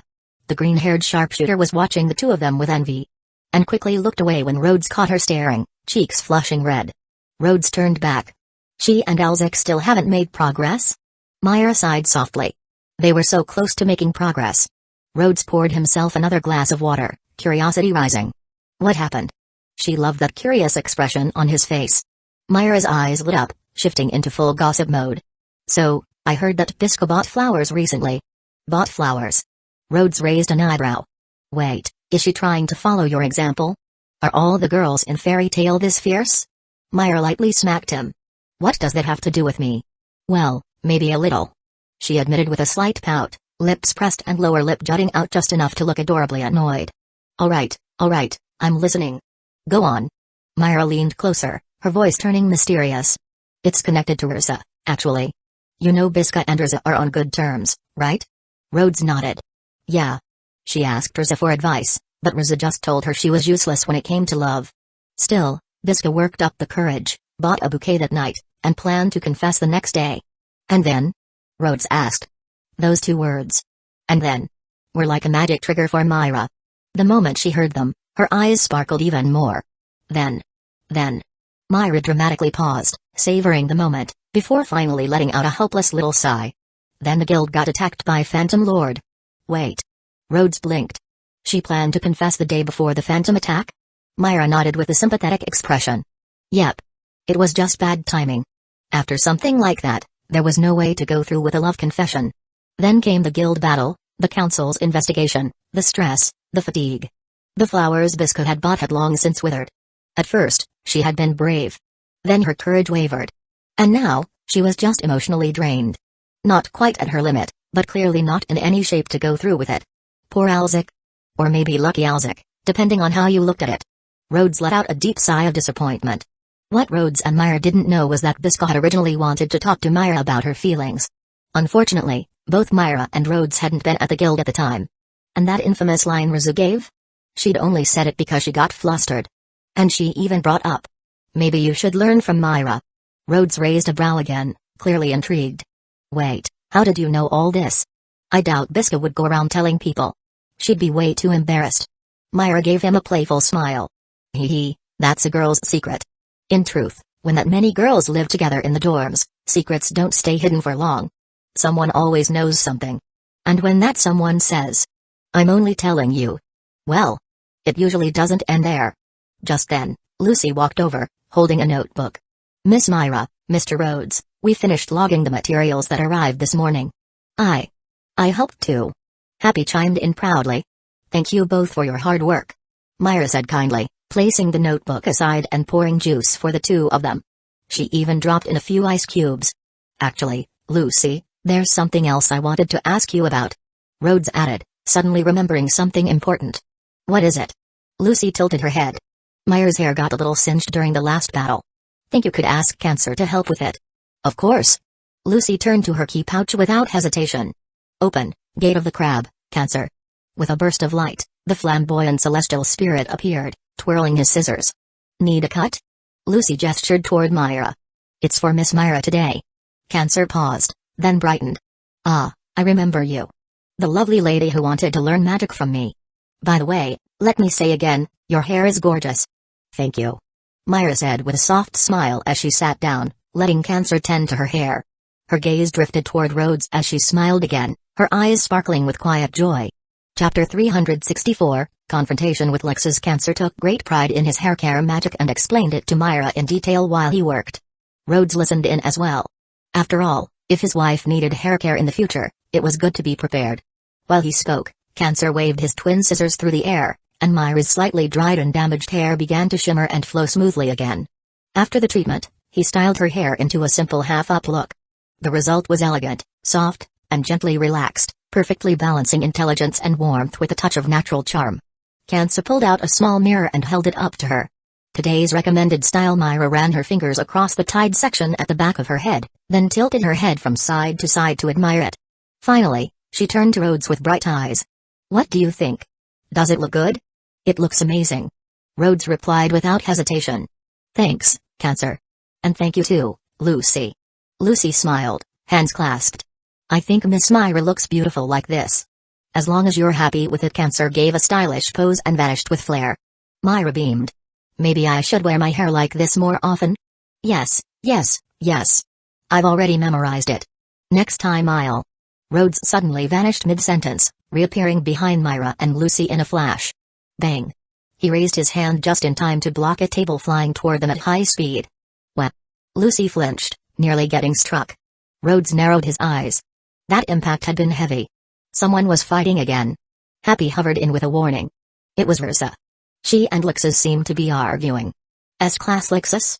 Lucy gasped. Myra and Rhodes immediately walked over together. Lucy and Happy followed quickly behind. Lexus was slouched casually on a bench, arms crossed. Versa stood across from him, eyes blazing with fury. Judging from the tension in the air, Lexus must have said something that pushed her over the edge and made her flip the table. Guild members had gathered all around, their work momentarily forgotten. What's going on? Rhodes asked. Gray looked annoyed. That guy came back and immediately started running his mouth, criticizing everything. He didn't even fight in the war, and he dares to talk like this? Lexus smirked arrogantly. Since everyone's here, perfect? Let me make myself clear. This couldn't be good. Rhodes recalled what Master Mikarov had told them and quickly tried to intervene. Lexus, we're honestly glad you came back, especially after what happened with Phantom Lord. Even though. What the hell are you talking about? Lexus cut him off without pretense. This time, he didn't even pretend not to recognize him. I came back to see how pathetic you all looked. You let a bunch of phantom scum do this to you? I'm embarrassed to even walk the streets with Fairy Tale's name on my back. A wave of anger rippled through the crowd. You didn't even fight. Who are you to talk? You weren't there for the battle. What do you know? We defeated Jose. We protected the guild. Lexus laughed mockingly. That farce of a war had nothing to do with me. The old man just charged into it out of nowhere. And why? He extended a finger and pointed at Jet, Droy, and Levy. Because nobody's like you got taken out like chumps. I don't even know your names. Who the hell are you? Jet and Roy lowered their heads in shame. Levy bit her lip, saying nothing. They had all grown up in this guild. Lexus was 6 years older than them and had always been a powerful and reliable big brother figure. To suddenly hear him say something so cruel, it hurt deeply. Levy's heart sank. She didn't understand how things had ended up like this. Rhodes stepped in front of Lexus's pointing finger. Mirza and Myra stood beside him without hesitation. If anything, they were even angrier than Rhodes was. Master Mikarov had told them not to take Lexus's words too seriously, but none of them had expected this. Not words so sharp and bitter that they could cut through years of guild trust like a blade. Lexus gave a mocking smile. What's with those looks? Don't tell me. He suddenly stopped mid-sentence. His eyes widened just slightly, and his grin faded. Because he finally noticed what was happening around him. One by one, more and more people had stopped working. Almost everyone on the construction site was standing behind Rhodes, Versa, and Myra. Silent, but resolute. In that moment, Lexus, seated on the bench across from them, looked as if he were standing alone against the entire guild. He remembered the newspaper articles. The reports. The rumors whispered in town. After a long pause, Lexus scoffed quietly and muttered something only a few could hear. I get it. I get it now. The one who inherited the old man's soft-hearted ideals. The atmosphere froze, like air right before a storm. It felt like everything could snap in an instant. Lines were being drawn. Like the guild could split apart at any moment. But just as the tension reached its peak, someone completely ignored it. Lixus. Fight me. Natsu charged forward, throwing a punch without hesitation. It missed. In a flash of golden lightning, Lixus vanished from the spot and reappeared at the edge of the construction site, already halfway gone. Lixus. Don't run. Come fight me. Natsu roared, fists blazing. Lixus stood with his back to the guild and let out a short, mocking laugh. You can't even touch me. What makes you think you can fight me? Then he turned his head just enough for his voice to carry back to them. Just wait. One day, I'll get rid of every weakling in this guild. And I'll kick out anyone who stands against me. I'll turn Fairy Tail into the strongest guild there's ever been. A guild so powerful that no one will ever look down on it again. Lixus left without looking back, and the entire scene fell into a heavy silence. Could he really be thinking something dangerous? Rhodes frowned, deep in thought for a few moments, then clapped his hands sharply. All right. The master said not to let Lixus's words get to us, so let's focus on what we should be doing. The tension slowly broke. The guild members returned to their tasks, though their hearts still lingered on what had just happened. Natsu stomped in frustration. Damn it. I can't believe he said all that. I'm definitely gonna beat him up one of these days. Back at the counter, Lucy leaned on her elbow, watching Natsu pace back and forth as steam practically came off his head. Honestly. Natsu has zero sense of timing, doesn't he? Rhodes shook his head. No. This time, I think all of us fell short compared to Natsu. Huh? What do you mean? At that moment just now, I think all of us, even just a little, had the thought that someone like him doesn't belong in the guild, didn't we? Ah. Yeah. Lucy looked down, a little embarrassed. As a newcomer, it felt rude to admit it, but she couldn't deny it. Myra nodded too. I know it's wrong, but I definitely felt that. Exactly. We all did. But Natsu. Rhodes looked over at him, still fuming and muttering about Lixus. Natsu has always seen Lixus as an important guildmate. Maybe one who needs a good punch, sure, but still a comrade. Watching him, Rhodes sighed with a half-smile. That's why I say we all lost to Natsu. That idiot might be the one who understands Fairy Tail best. Lucy blinked, taking that in. Then she shook her head furiously. No way. He probably just didn't notice the mood shift. He's slow like that. Rhodes chuckled quietly and turned to Myra. Go check on Levy. She looked really upset just now. All right. Myra nodded, then added teasingly. You sure care a lot about the girls. Rhodes instantly backtracked. Then check on Jet and Roy first. Just look after Levy too, while you're at it. Myra left with a smile, and Lucy quickly followed, wanting to support her best friend. I'm coming too. Rhodes stayed behind and leaned against the counter, thinking over what he had felt during that confrontation with Lixus.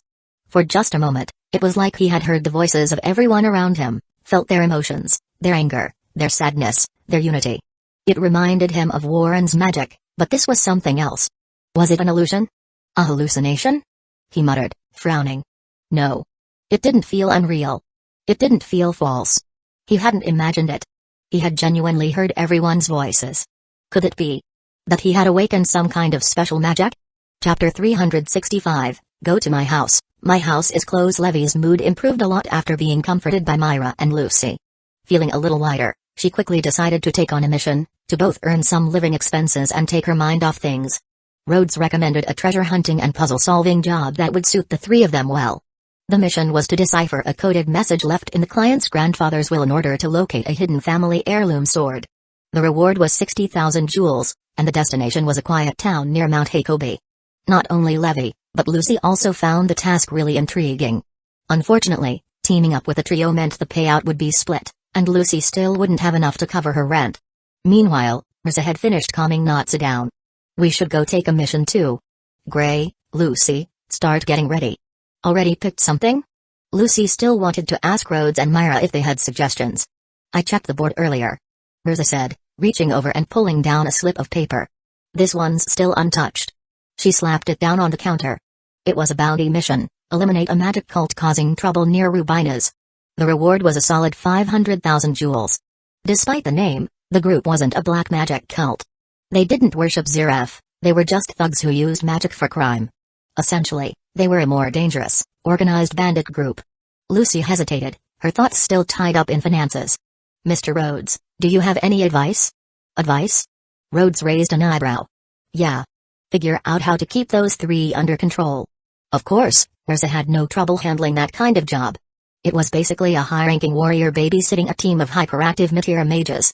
As long as they didn't blow up the whole town, it would go fine. That's exactly what I'm worried about. Lucy sighed. I'll do my best. Sorry to leave the guild in your care, Mirza said. She still remembered that the master had entrusted it to them while he was away. Rhodes waved it off. It's fine. You can return the favor when Myra and I head out. No problem.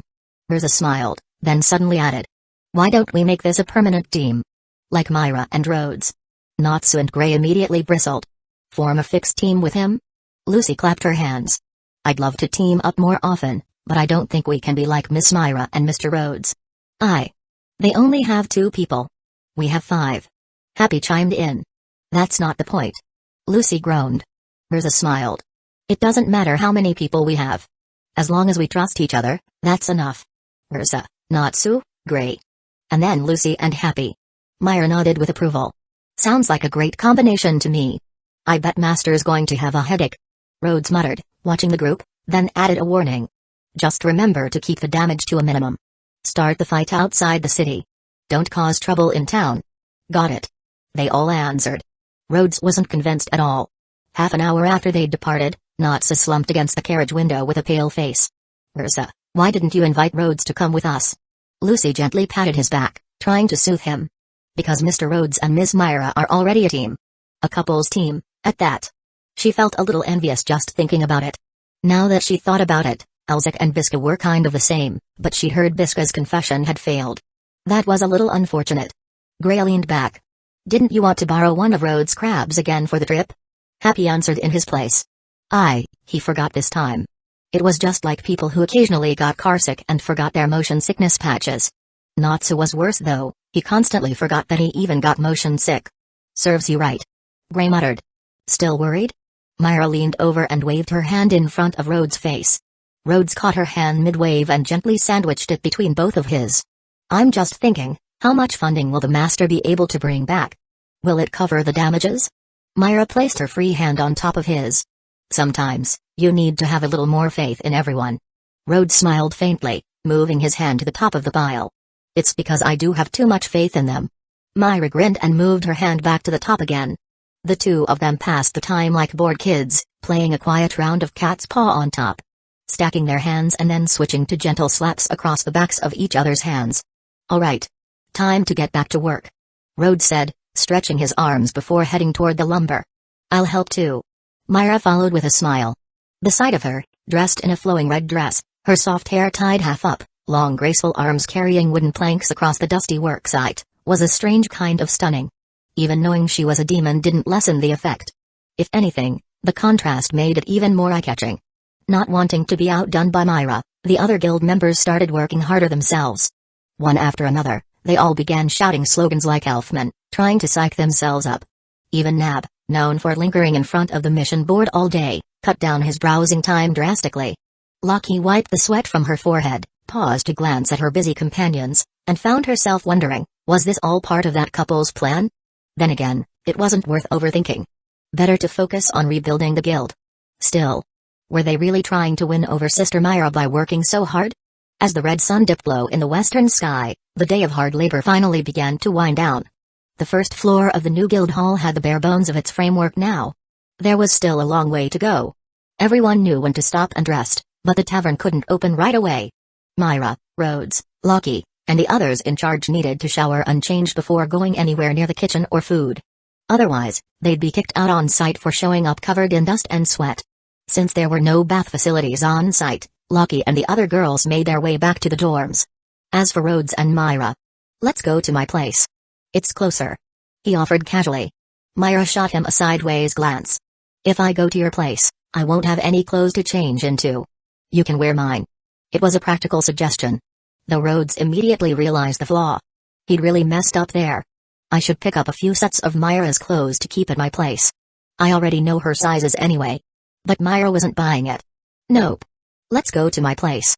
Alright, Myra's house it is. Without giving her time to object, Rhodes summoned a crab, scooped her up by the waist, and leapt on with her in one smooth motion. Let's go. We'll be quick.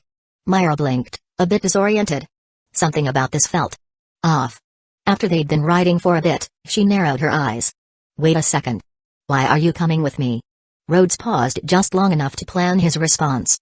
Then he said smoothly. It's more efficient this way. Saves time if we go together. No way, Myra thought to herself, but gave up trying to argue. It was already too late to turn back. As usual, she wrapped her arms around his arm and leaned against him without thinking. Then, realizing how sweaty and dusty she was, she shifted to pull away again. But Rhodes had already wrapped his arms around her.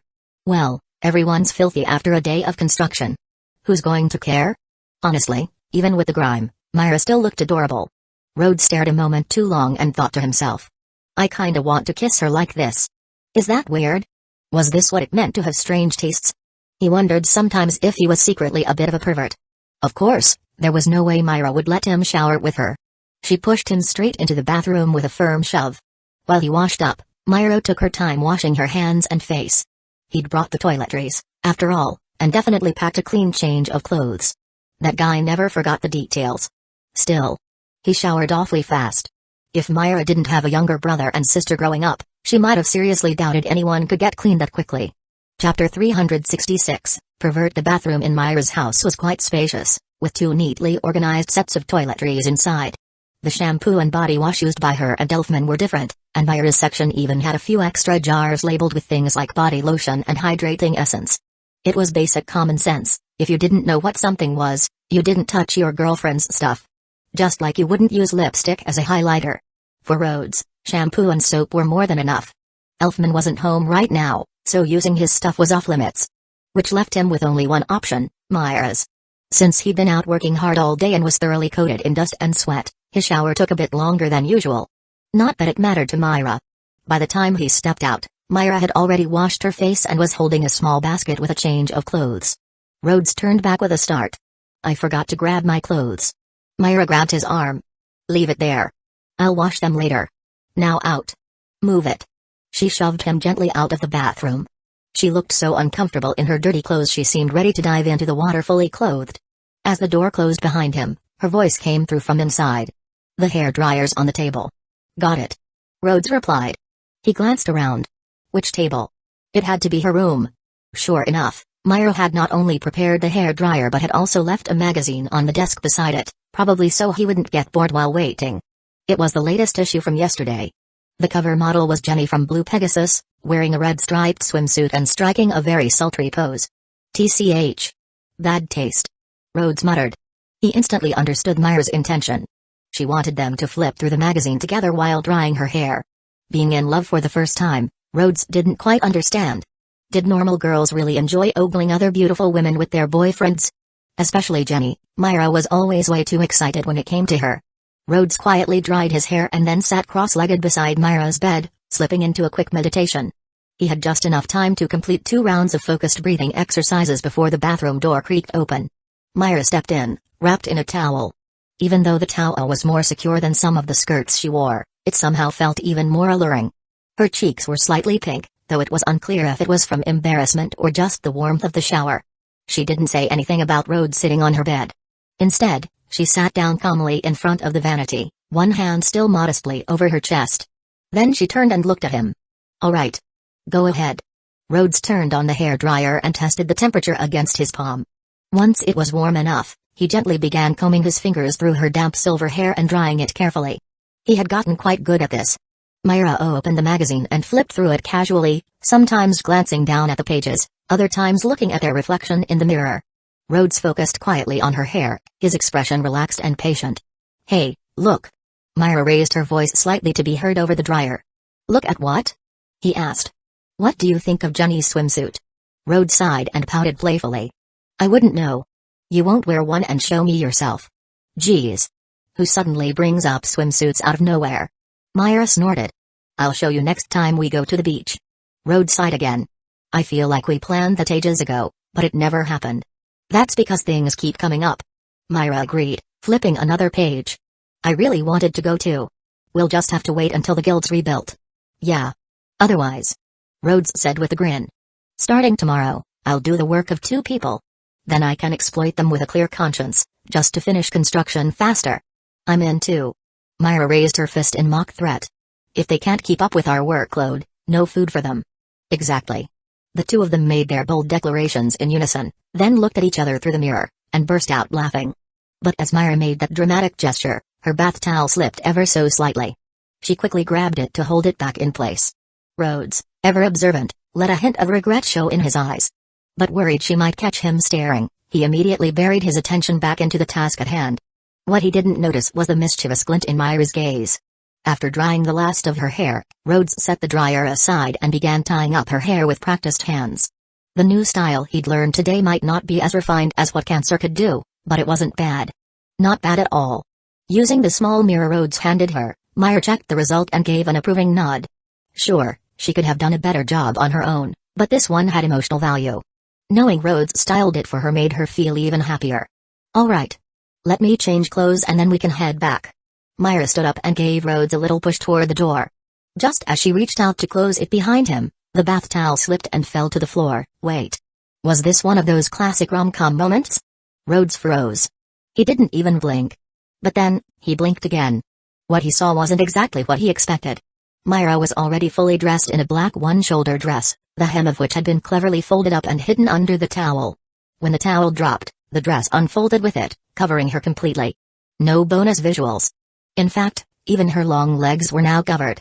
She planned it. Rhodes' expression morphed from stunned anticipation to utter confusion. Myra watched it all unfold and doubled over in laughter. You did that on purpose? Of course she did. Hiding the hem of her dress so it looked like she had nothing underneath? That was classic Myra Jane Strauss, sweet on the outside, devious on the inside. Because. Haha. Sorry, but I just felt like it would be such a waste not to recreate that classic oops my towel slipped scene. She couldn't stop laughing. The prank was a total success, and Rhodes' expression had been priceless. Haha. Yoo. Myra laughed uncontrollably, until it turned into soft hiccups from giggling too long.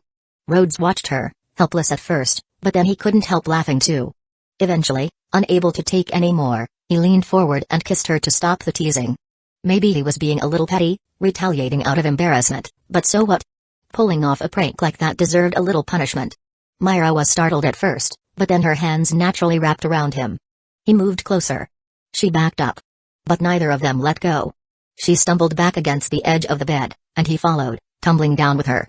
A while later, the two of them lay on their backs, side by side on the bed, breathing softly. Their fingers were still interlocked. We should head back to the guild, Myra said quietly. Yeah.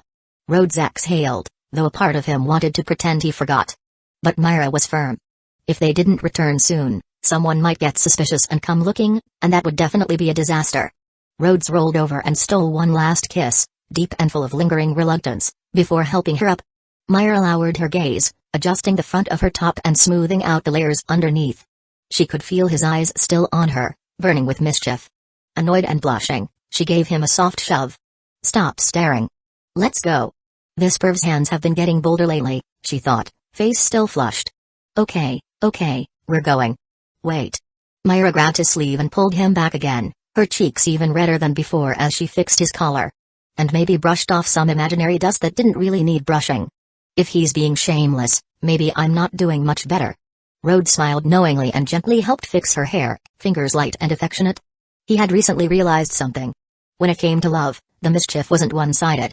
Especially for a couple at their stage, hands often had a mind of their own.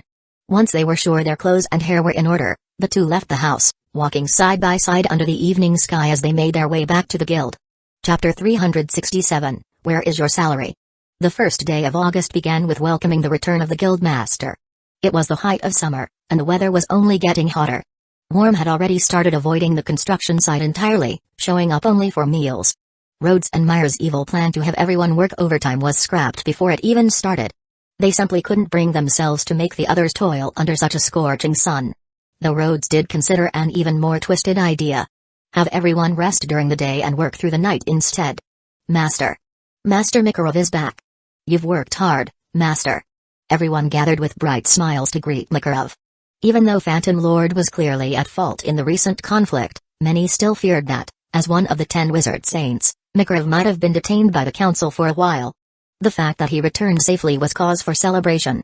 Looking over the completed framework of the first floor, Makarov beamed. Impressive progress. Everyone's worked hard. Myra handed him a cup of tea with a smile. Was everything smooth, Master? They didn't make things too difficult, did they? Just a few routine questions. But don't worry, I handled them all beautifully. As for what those routine questions were, or how he supposedly handled them, Makarov didn't elaborate. The children only needed to know that their guild master was as mighty and reliable as ever. He jumped up onto the counter and called out proudly. I've got good news. I brought back a large fund for the rebuild. So let's make our guild more beautiful than ever. A loud cheer erupted. The guild was their home. Of course everyone wanted to make it better. Rhodes poured Makarov a glass of wine for once. That's fantastic, master. Now come sign these receipts. Not a problem. Makarov drank the wine happily. But just as he was feeling the moment, he hesitated. Shouldn't we throw a party to celebrate? It's tradition before we get to work. Nope. Rhodes answered flatly. If we throw a party, everyone will get hungover. Then no one will work, and we'll owe even more money. He placed a tall stack of paperwork in front of the master. Here's the bill for all the wood, stone, and cement. Also the design consultation fees, the technicians' salaries, compensation for damaged buildings, the cost of magic crystal replenishment and spellbook restocking, and last month's tavern wages. It added up quickly. If not for Fairy Tale's good reputation in Magnolia, their rebuilding effort might have already collapsed from debt. I get it. Makarov sighed, rubbing his temples. He thought of how Rhoda and Myra had been running around putting things on credit, how Lockie and Max had been saving every jewel possible by working late nights. He couldn't bring himself to complain. Come on, master. Myra said cheerfully. You don't have to write a self-reflection today. Just sign the forms. Since the first batch of mages who'd left on missions hadn't returned yet, they likely hadn't gotten into any trouble. Yet. Makarov froze at her words. Then the thought hit him like lightning. There would definitely be a new self-reflection to write in a few days. So, the so-called investigation and attainment period might have actually been the most peaceful time he'd had in ages? With stiff hands, Makarov began signing the documents one by one. Yajima was right, he thought. I really should consider retirement. Rhodes glanced at Myra, half concerned. Was it too harsh to bury the master in paperwork the moment he got back? Myra stuck out her tongue. He's used to it. Sighing, Rhodes pulled 2 medicine bottles from his pocket and handed them to her. Those were emergency medicines prepared for the master. He specially took them from Grandma Polyuzica. The elder's health wasn't what it used to be, so the younger generation had to be more prepared. Though it still felt a little odd to pull out emergency medicine at a time like this. Myra accepted the medicine bottles but waved Rhodes off. Master is strong. If he weren't, he would have been gone long before reaching 88. No, bad thought. He'll live a long life. As soon as the funds came in, salaries were paid immediately. Along with wages came compensation for the shopkeepers whose places were damaged during the Phantom incident. Rhodes' drained treasury finally got replenished. Among those paid, Lockie received a generous bonus as a thank you for her efforts managing supplies. She looked at the thick stack of bills in her hand with mixed feelings. She could finally buy that long-awaited plushie. To live like this next month too, she even considered working harder. Terrifying thought. Lockie tapped the money against her palm and muttered. I think I'm starting to lose to the evil of money. Rhodes chimed in. Want me to help you deal with those evil bills? Lockie scoffed and turned to Myra. Myra, your boyfriend is trying to take another woman's money. Really? Myra covered her face, acting bashful. He must think I've been working too hard and wanted to take over for me. I'm so touched. Go ahead and give it to him. Humphrey. Lockie ran off with her hard-earned cash. That noon, Rhodes and Myra finally had lunch at a restaurant for the first time in a while. Well, not that long ago, really. After the meal, they stopped by the bank. Carrying too much cash around made Myra uneasy, so she deposited a portion of her salary. She opened both her passbook and Rhodes and began comparing the numbers. If we keep going like this, she thought, we'll hit our savings goal soon. And if he doesn't propose when that happens? Humphrey. Then Myra noticed something odd. You're not depositing this month's salary? Not for now. Rhodes replied. We probably won't be able to take on any missions this month. I want to hold on to it in case we need it. That makes sense. Myra said, a little troubled. But that means I deposited too much. This expression is very cute. Rhodes was a little moved. Not only him, but Myra was also making good plans for the future. Rhodes hugged her and said arrogantly, it doesn't matter, I will support you. So? Myra looked at him, so? So do you want to move to my house? You have no good intentions. As soon as the hottest time in the afternoon passed, the construction site immediately became busy. This time, Makarov transformed into a giant to take the lead in the work. As long as he was busy, he could legitimately push those troublesome tasks to Myra and Rhodes. This was definitely not shirking responsibility, but the most reasonable work arrangement. His giant magic was originally suitable for this kind of physical labor. Rhodes and Myra had no choice but to deal with the trivial matters left by the master one by one. They were used to it, but it was more troublesome now. However, some things cannot be avoided. That night, when the tavern was still open, Rhodes received a letter from the council using magic. Mirza and the others had not returned yet, but the complaint had already been submitted to the council. After reading the content of the complaint, Rhodes asked Myra to bring medicine and went to find Makarov, who was drinking alone in a quiet place. Master. Makarov was thinking seriously about retirement and had not yet realized the seriousness of the problem. You guys are here. Do you want to sit down and have a drink together? No need, Master. Rhodes planned to pave the way for the old man before Myra spoke. Actually, Mirza teamed up with Natsu, Gray, and Lucy to go out to work. They accepted the mission of defeating the magic cult. Makarov realized that something was wrong. The result. What was the result? Myra handed over the letter. Although Rhodes reminded them to be more restrained, they still destroyed 3 streets in the end. 3. Rhodes quickly supported the old man. Master, don't get excited. Master. Chapter 368, just right. Makarov was fine, just insistent on having a few more drinks before he sat down to write his next self-criticism. Myra suspected he was using his sour mood as an excuse to indulge a bit, but in the end, she couldn't bring herself to stop him. True to his word, Makarov lit a lamp after a few cups and got to work. His quill flew across the page with practiced ease, as if the words were pouring from a bottomless spring. 100 self-criticisms written after a drinking contest? Poor old man. Rhodes made sure to check on him later in the evening. When he saw Makarov return from the tavern and head home as usual, he finally relaxed. Every night at closing time, there were always a few people who didn't want to leave the guild's makeshift tavern.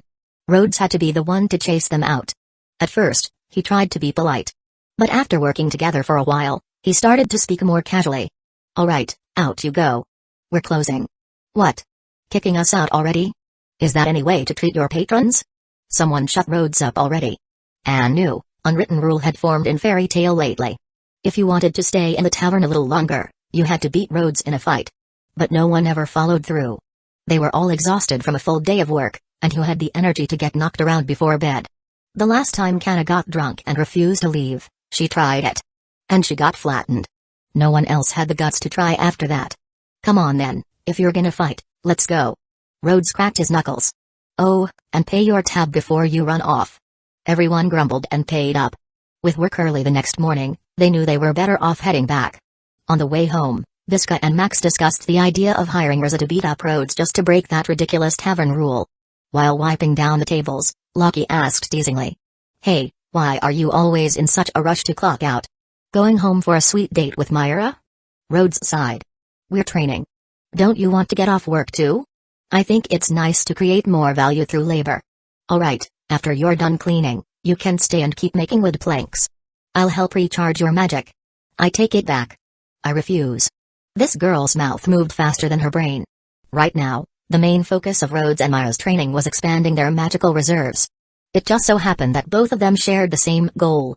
That was one of the drawbacks of requip or takeover magic. While it could unleash immense bursts of power in short windows, it consumed a terrifying amount of magical energy. Which made sense. The stronger the entity being summoned or received, the greater the boost to compatibility. But the higher the power, the shorter the stamina.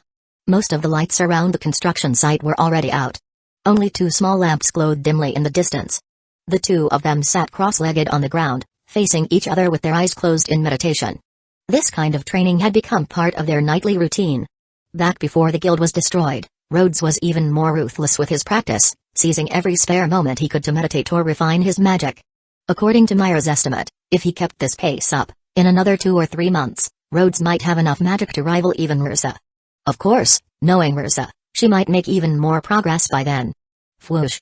A small ripple of wind pulsed out from Rhodes. 1 round of training was complete. Rhodes opened his eyes and saw Myra's sweatshirt and long white hair swaying softly in the breeze, yet she remained still, eyes closed, fully immersed in her meditation. He watched her for a while, then lay back against the grass, folding his arms behind his head as a pillow. Above him, the stars stretched across the night sky in brilliant silence. Though the lanterns on the construction site were dim, they couldn't dim the glow of the constellations overhead. Mist clung faintly to the edge of the sky, giving it a hazy shimmer. Rhodes traced the patterns above, recognizing Lyra, Cygnus, and Sagittarius scattered among the twinkling lights. He hadn't known any of this back before he crossed worlds. But after learning about celestial spirit magic, he'd taken time to study the constellations. Each of these constellations had a corresponding key, and behind each key was a celestial spirit.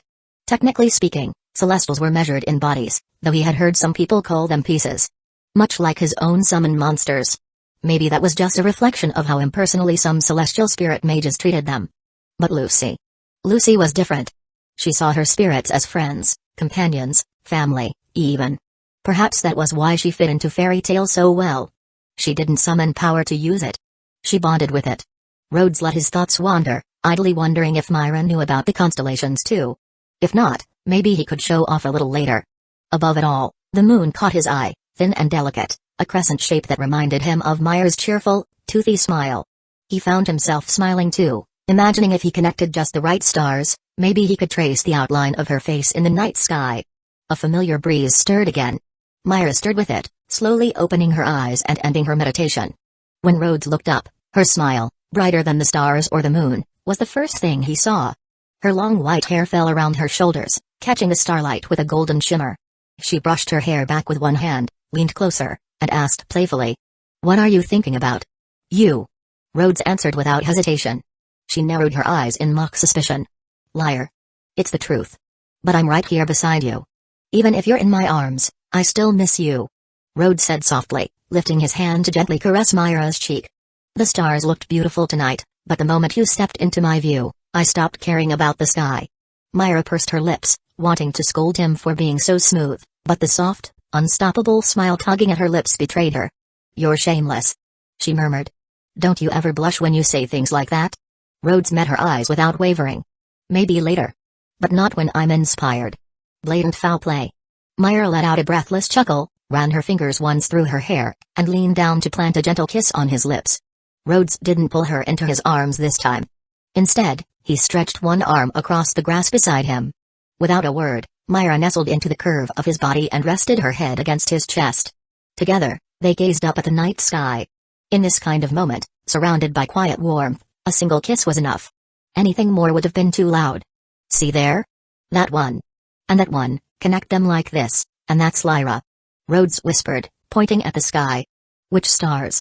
"I can't tell," Myra said, tilting her head. "Here, lean closer, follow my hand." "Oh. Yeah, I see it now. That's Lyra?" "Yup. That Lyra. Then where's Canis Minor?" "That's Lucy's little pupper spirit, Blue. Canis Minor's not visible this time of year. You'd need to wait till winter to see it properly." There was something unreasonably satisfying about getting to show off in front of the girl he loved, especially when she was genuinely curious and enjoyed listening. "What a shame," Myra murmured. Her head had shifted to rest gently against his shoulder. She nuzzled in, found a cozy spot, and kept pointing toward the stars, asking about one constellation after another. Rhodes answered them all, taking time between names to gently smooth his fingers through her hair. The summer night air was cool and still. They lay side by side under the open sky, quietly watching Vega and Altair from afar. If someone were to paint his moment, Rhodes thought, it would be more breathtaking than any verse in a love poem. At least, in his heart, it already was. And in hers. It felt the same. Chapter 369, Some Are Happy, Some Are Sad. Lucy was the kind of person who couldn't sleep when something weighed on her mind. The next morning, she stormed into the guild and collapsed dramatically at the counter, pouring her heart out to Myra. "We promised to push them out of town before fighting. Or at the very least be careful, but knew, the moment we found them, everyone just went wild. Happy and I were the only ones who even tried to hold back." Under the combined onslaught of Urza, Natsu, and Gray, the cultists had no choice but to flee in panic. And the result of that frantic chase? 2 more streets flattened. All for nothing again. "We didn't even get paid." "Wah. There. Myra gently patted her shoulder. "Well, at least you didn't have to pay extra compensation this time, right?" Lucy sniffled and nodded. "Yeah. We stopped the cult before they could cause more trouble and recovered a bunch of stolen property, so the client forgave us. They just, withheld the entire reward." Rhodes added. "You're lucky it only cost you the reward. If you're only down 500,000 jewel after flattening 3 streets, I'd say you got off light." Lucy slumped further. "I guess when you put it that way. But what about my rent? I've only got 3 days left." Rent was due on the 5th of every month. Today was the 2nd. She could ask the landlady for an extension, but the woman wasn't known for her understanding nature. Unless Lucy was absolutely desperate, she didn't want to face that conversation. Myra gave it some thought. Maybe you should stick to monster subjugation jobs that are far away from towns. That's kind of depressing to hear. Lucy mumbled. But, you're probably right. Are there any like that available? There are a few. Myra said thoughtfully. But they're either really far away or the targets are wandering monsters. Just finding them takes days. So if you're looking for a quick fix, those probably won't cut it. Rhodes chimed in. Yeah, those kinds of jobs are best for someone like me and Myra. They take patience. It's okay if you don't earn anything, Lucy. Happy said cheerfully while munching on a steamed fish. If you can't pay rent, you can sleep with me and Natsu. Lucy gave him a glare sharp enough to cut stone. Say that again and I'll rip every whisker off your face. Natsu rolled by pushing a heavy cart of stone. Hey, Lucy. Don't slack off. If you don't help move the stone, Rose is gonna outwork you again. I'm looking for a job. She snapped, then pointed furiously. And why would I ever want to compete with Rosa at pushing rocks? Rosa passed by just then, gliding effortlessly with her own cartload. Want to race? Go ahead. You've still got a long way to go. Lucy let out a weary sigh. Do I look like someone who enjoys competition? Gray walked by shirtless, as usual, pushing his own load of materials. He glanced at Lucy. She looked at him.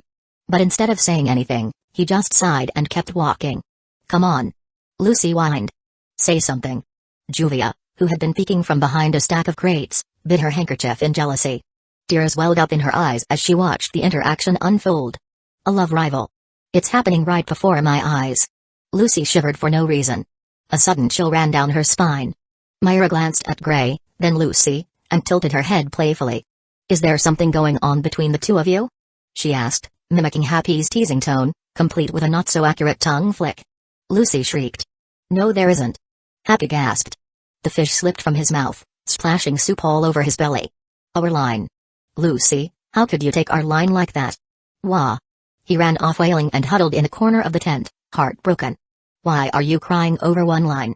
And it was Miss Myra who said it first, not me. Why am I the one being blamed? Lucy clutched her head in frustration, on the verge of breaking down. You're hilarious, Lucy. Myra giggled, covering her mouth as she laughed. Once she settled down, she nudged Rhodes with her elbow. Help her pick a mission, would you? Rhodes nodded solemnly. Since Miss Mara Jane enjoyed the performance, I'll reluctantly assist. Why are you suddenly using her full name like it's some grand title? And what's with the fake reluctance? And I wasn't even acting. Lucy was so flustered she didn't know what to complain about first. Her brain short-circuited. She felt exhausted.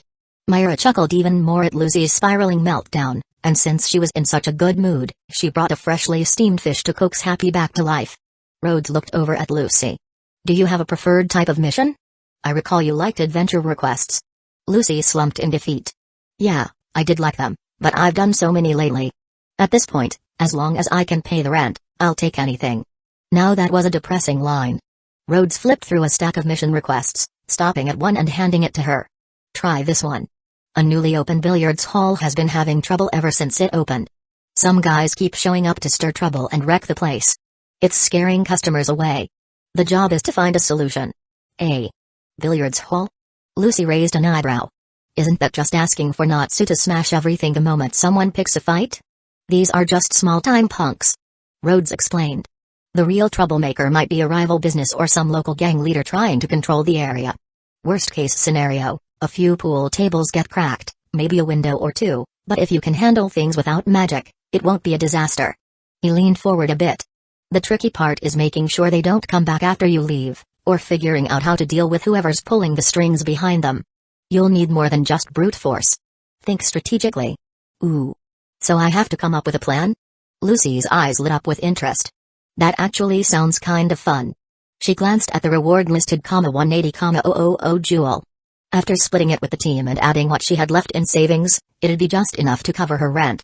I'm gonna go find Rizza right now. Hold up. Rhodes added, amused. There is a kind of strategic billiards-based solution, too. If it comes down to it, you might need to learn how to actually play pool. Make sure you're prepared before heading out. Lucy pumped her fist with renewed energy. Got it. I swear, this time I'm getting paid. As Lucy dashed off, Fired up to finally secure a win, Rhodes returned to his usual rhythm, cross-checking last month's ledgers and reviewing the latest building material inventories for the construction site. A fresh shipment of wine and stone materials was scheduled to arrive later. Rhodes made a quick note of it, planning to let Myra handle it once she was free. He glanced around. No new mission applicants had shown up, and things were relatively calm at the counter, so after checking in with Myra, he joined the crew hauling bricks. This guild was his first real home in this world, and he wanted to help rebuild it with his own hands. Getting it done quickly so he and Myra could finally go out and play? That was just a bonus. Day by day, the guild's reconstruction steadily progressed. Meanwhile, the first wave of members who had gone out on missions were starting to trickle back, and along with them came more handwritten apology letters to add to the president's ever-growing stack. Fortunately, none of the incidents were serious enough to warrant disciplinary action. So Makariv simply scribbled his apologies during construction breaks, sipping tea with one hand and writing with the other like a seasoned pro. After Elfman returned from his last mission, he dove straight into guild construction with full enthusiasm. But after a few days of hard work, he accepted another mission again. He really was serious about saving money. Myra didn't say anything or try to stop him. She simply smiled. She knew the numbers.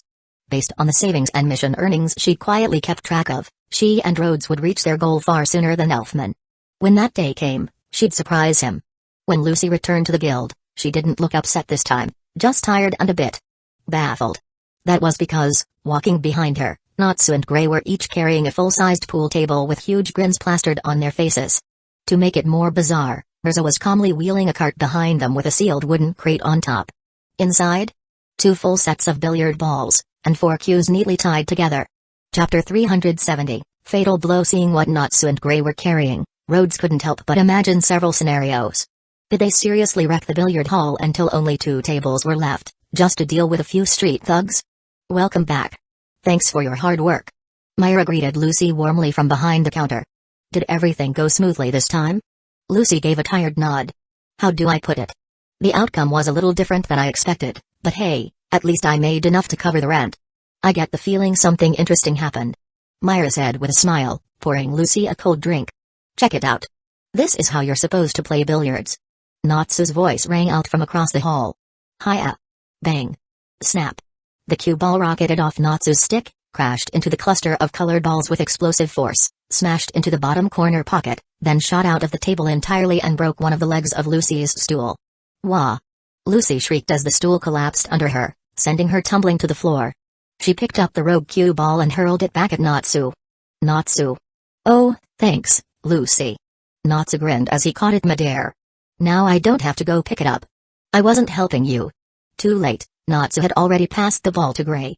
I only wrecked 6 balls. Your turn, Gray. Happy nodded in admiration. You're amazing, Natsu. Gray snorted. TCH. I only broke 5. You two don't even know how to play. That's not how billiards works. Lucy stomped over, fuming. You guys were in that billiard hall for days. Didn't you learn anything? While chaos unfolded near the tables, Rhodes simply looked up at the sky in silence. Myra slipped behind him and leaned forward, pressing her body gently against his back and letting his arm sink into her embrace. She whispered into his ear. So. What color? B. I mean, I'm not sure if it's going to rain later. We should probably set up a canopy. You know, for the sun too. Rhodes played dumb quickly and turned to face her bright, mischievous eyes. Sorry, what were you saying? Myra pouted playfully. So you weren't paying attention to me? No, Rhodes flinched. He'd fallen into a trap. Just kidding. Myra giggled, pulling away just a little. It's not like you peeked on purpose. Rhodes exhaled in relief, only for her to press the question again. So.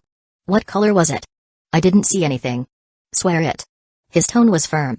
Even if the Celestial King himself descended right now, I did not see anything. Myra finally let him off the hook, though the impish glint in her eyes said she got exactly what she wanted. She wasn't actually upset.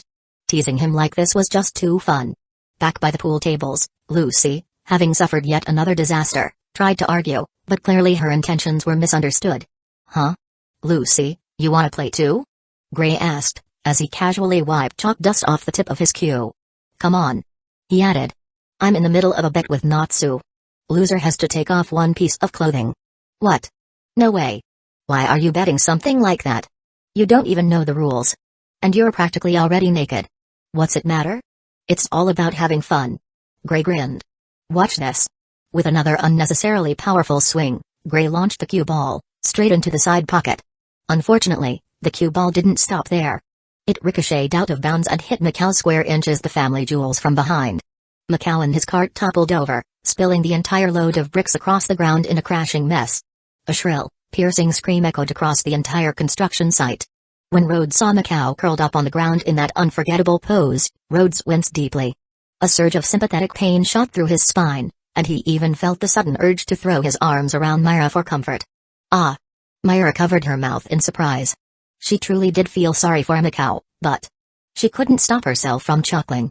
The sight was just too much. When she noticed Rhodes's scrunched-up, horrified expression, she gently patted his back in consolation. Anyone who ever tried to do that to Rhodes would quickly learn why she was known as the She-Devil. Fortunately, Macau was a seasoned, high-ranking wizard. After a few easing breaths, he got back on his feet, though clearly still recovering from that critical hit. But no matter how tough you were, getting nailed like that was enough to spark a vendetta. "You little punks!" Macau roared. He grabbed the loose bricks on the ground and began lobbing them at Natsu and Gray before limping after them in angry pursuit. "Run, Lucy!" Without a second thought, Natsu grabbed Lucy by the wrist and sprinted off, dragging her along as the bricks rained behind them. It wasn't that they couldn't take Macau in a fight, they just knew they were very much in the wrong. Lucy stumbled along behind him, confused and breathless. "Why am I running with you?" This was fairy tale. Even if the building wasn't finished yet, even if things got smashed and disasters struck, as long as the guild was still there, the fun and chaos never stopped. As fate would have it, Rhodes's instincts were right. That night, the sky cracked open with thunder and lightning. He was jolted awake by a flash of lightning that lit up the entire room, followed immediately by a resounding boom that shook the windows. Still groggy, he walked over to the window and gazed out at the storm for a moment. Then, without a word, he jumped out. His arms transformed into sharp, feathered raptor wings, and with a few powerful flaps, he soared straight toward the construction site. Thankfully, he and the others had prepped tarps ahead of time. But still, if all the construction wood got soaked, it'd delay everything.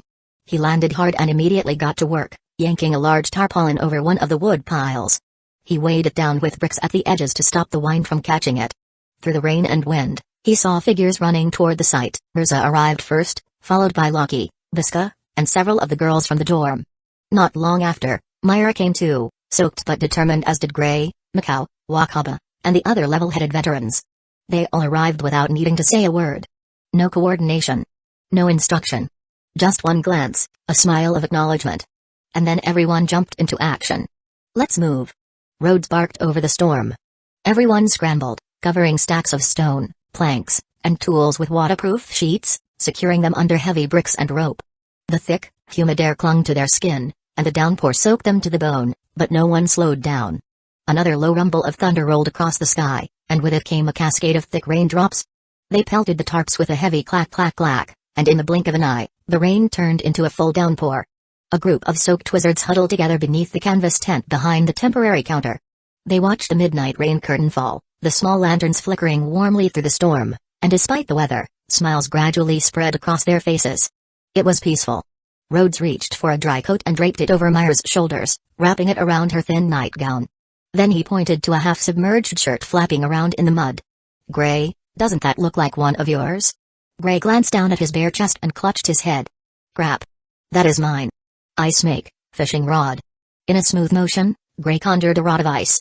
A thin ice thread extended from the tip, ending in a small crystalline hook. He flicked it out into the rain and, somehow, managed to snag his shirt from the puddle and reel it back in, intact. No one understood how that flimsy strand of ice could lift a soaked shirt in the pouring rain without snapping. But that's magic for you. Ice make logic. Wakaba sighed and rubbed the back of his head. "Well, at least we saved the wood. But if I go home drenched like this, my wife's gonna chew me out." Macau leaned against a support beam and shrugged. "We're already soaked. Might as well stay here, crack open a few drinks, and wait for the rain to lighten up." Biska raised an eyebrow. "And what if it doesn't lighten up?" Macau grinned, completely unbothered. "Then we drink till dawn and roll right into work." Wakaba shot him a look. "What about Romeo?" "He's fine." Macau waved it off. "The kid's 6 now. Not some toddler afraid of thunder. He sleeps like a rock." That was true. Romeo wasn't the clingy kid he used to be. Encouraged by the idea, Macau and Wakaba started rearranging crates and spare planks to make a makeshift table.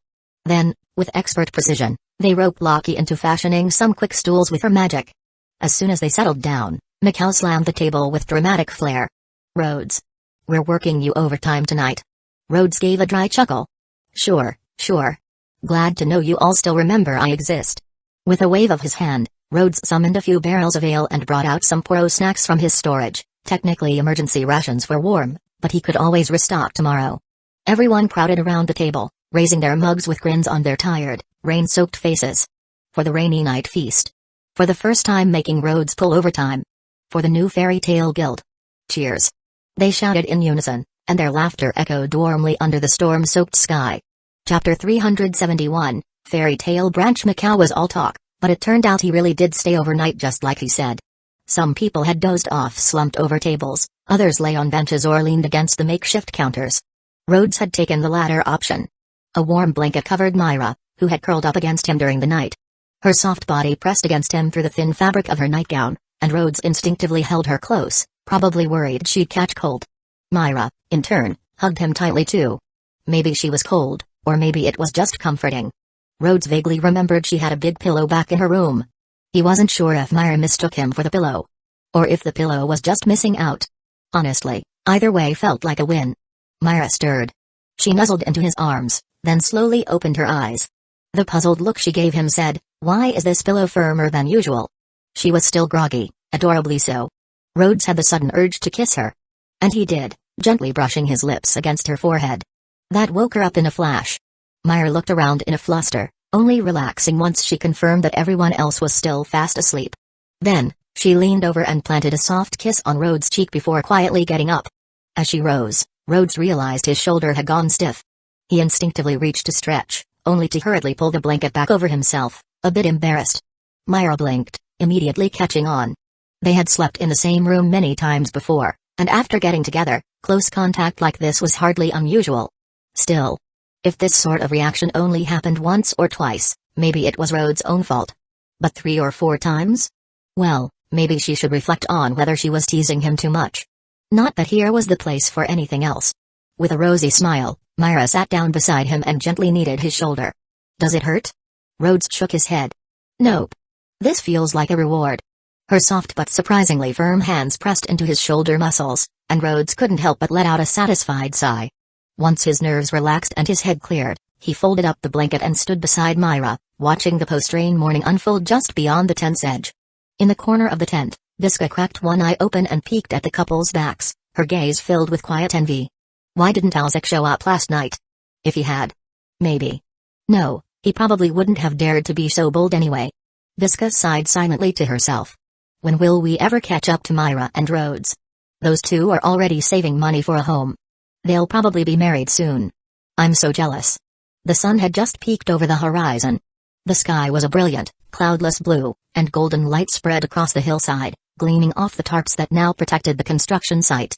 Below, the rain-slicked ground was muddy, dotted with shallow puddles of yellowish-brown water. Not exactly the kind of picturesque scenery you'd find in a painting. But that didn't matter. For Rhodes, the most beautiful view was right beside him.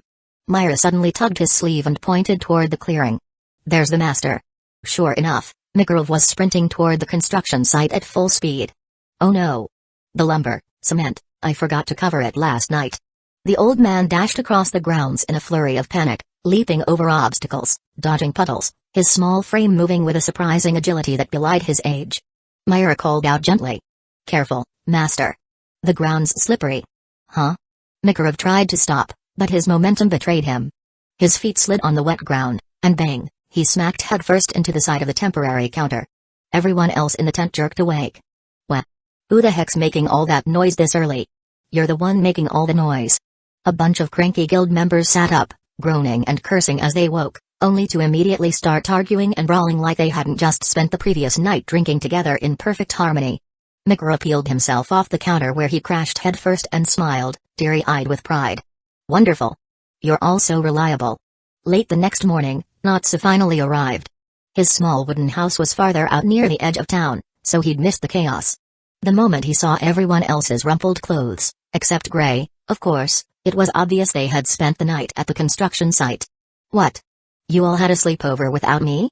Natsu complained. Why wasn't I invited to the pajama party? Happy, ever the straight man, explained helpfully.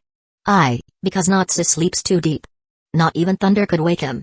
That's not fair. But Lucy came, didn't she? Lucy paused, suddenly flustered. She couldn't exactly explain that she'd slept unusually well because, for once, no one had barged into her house in the middle of the night. In fact, it was too peaceful.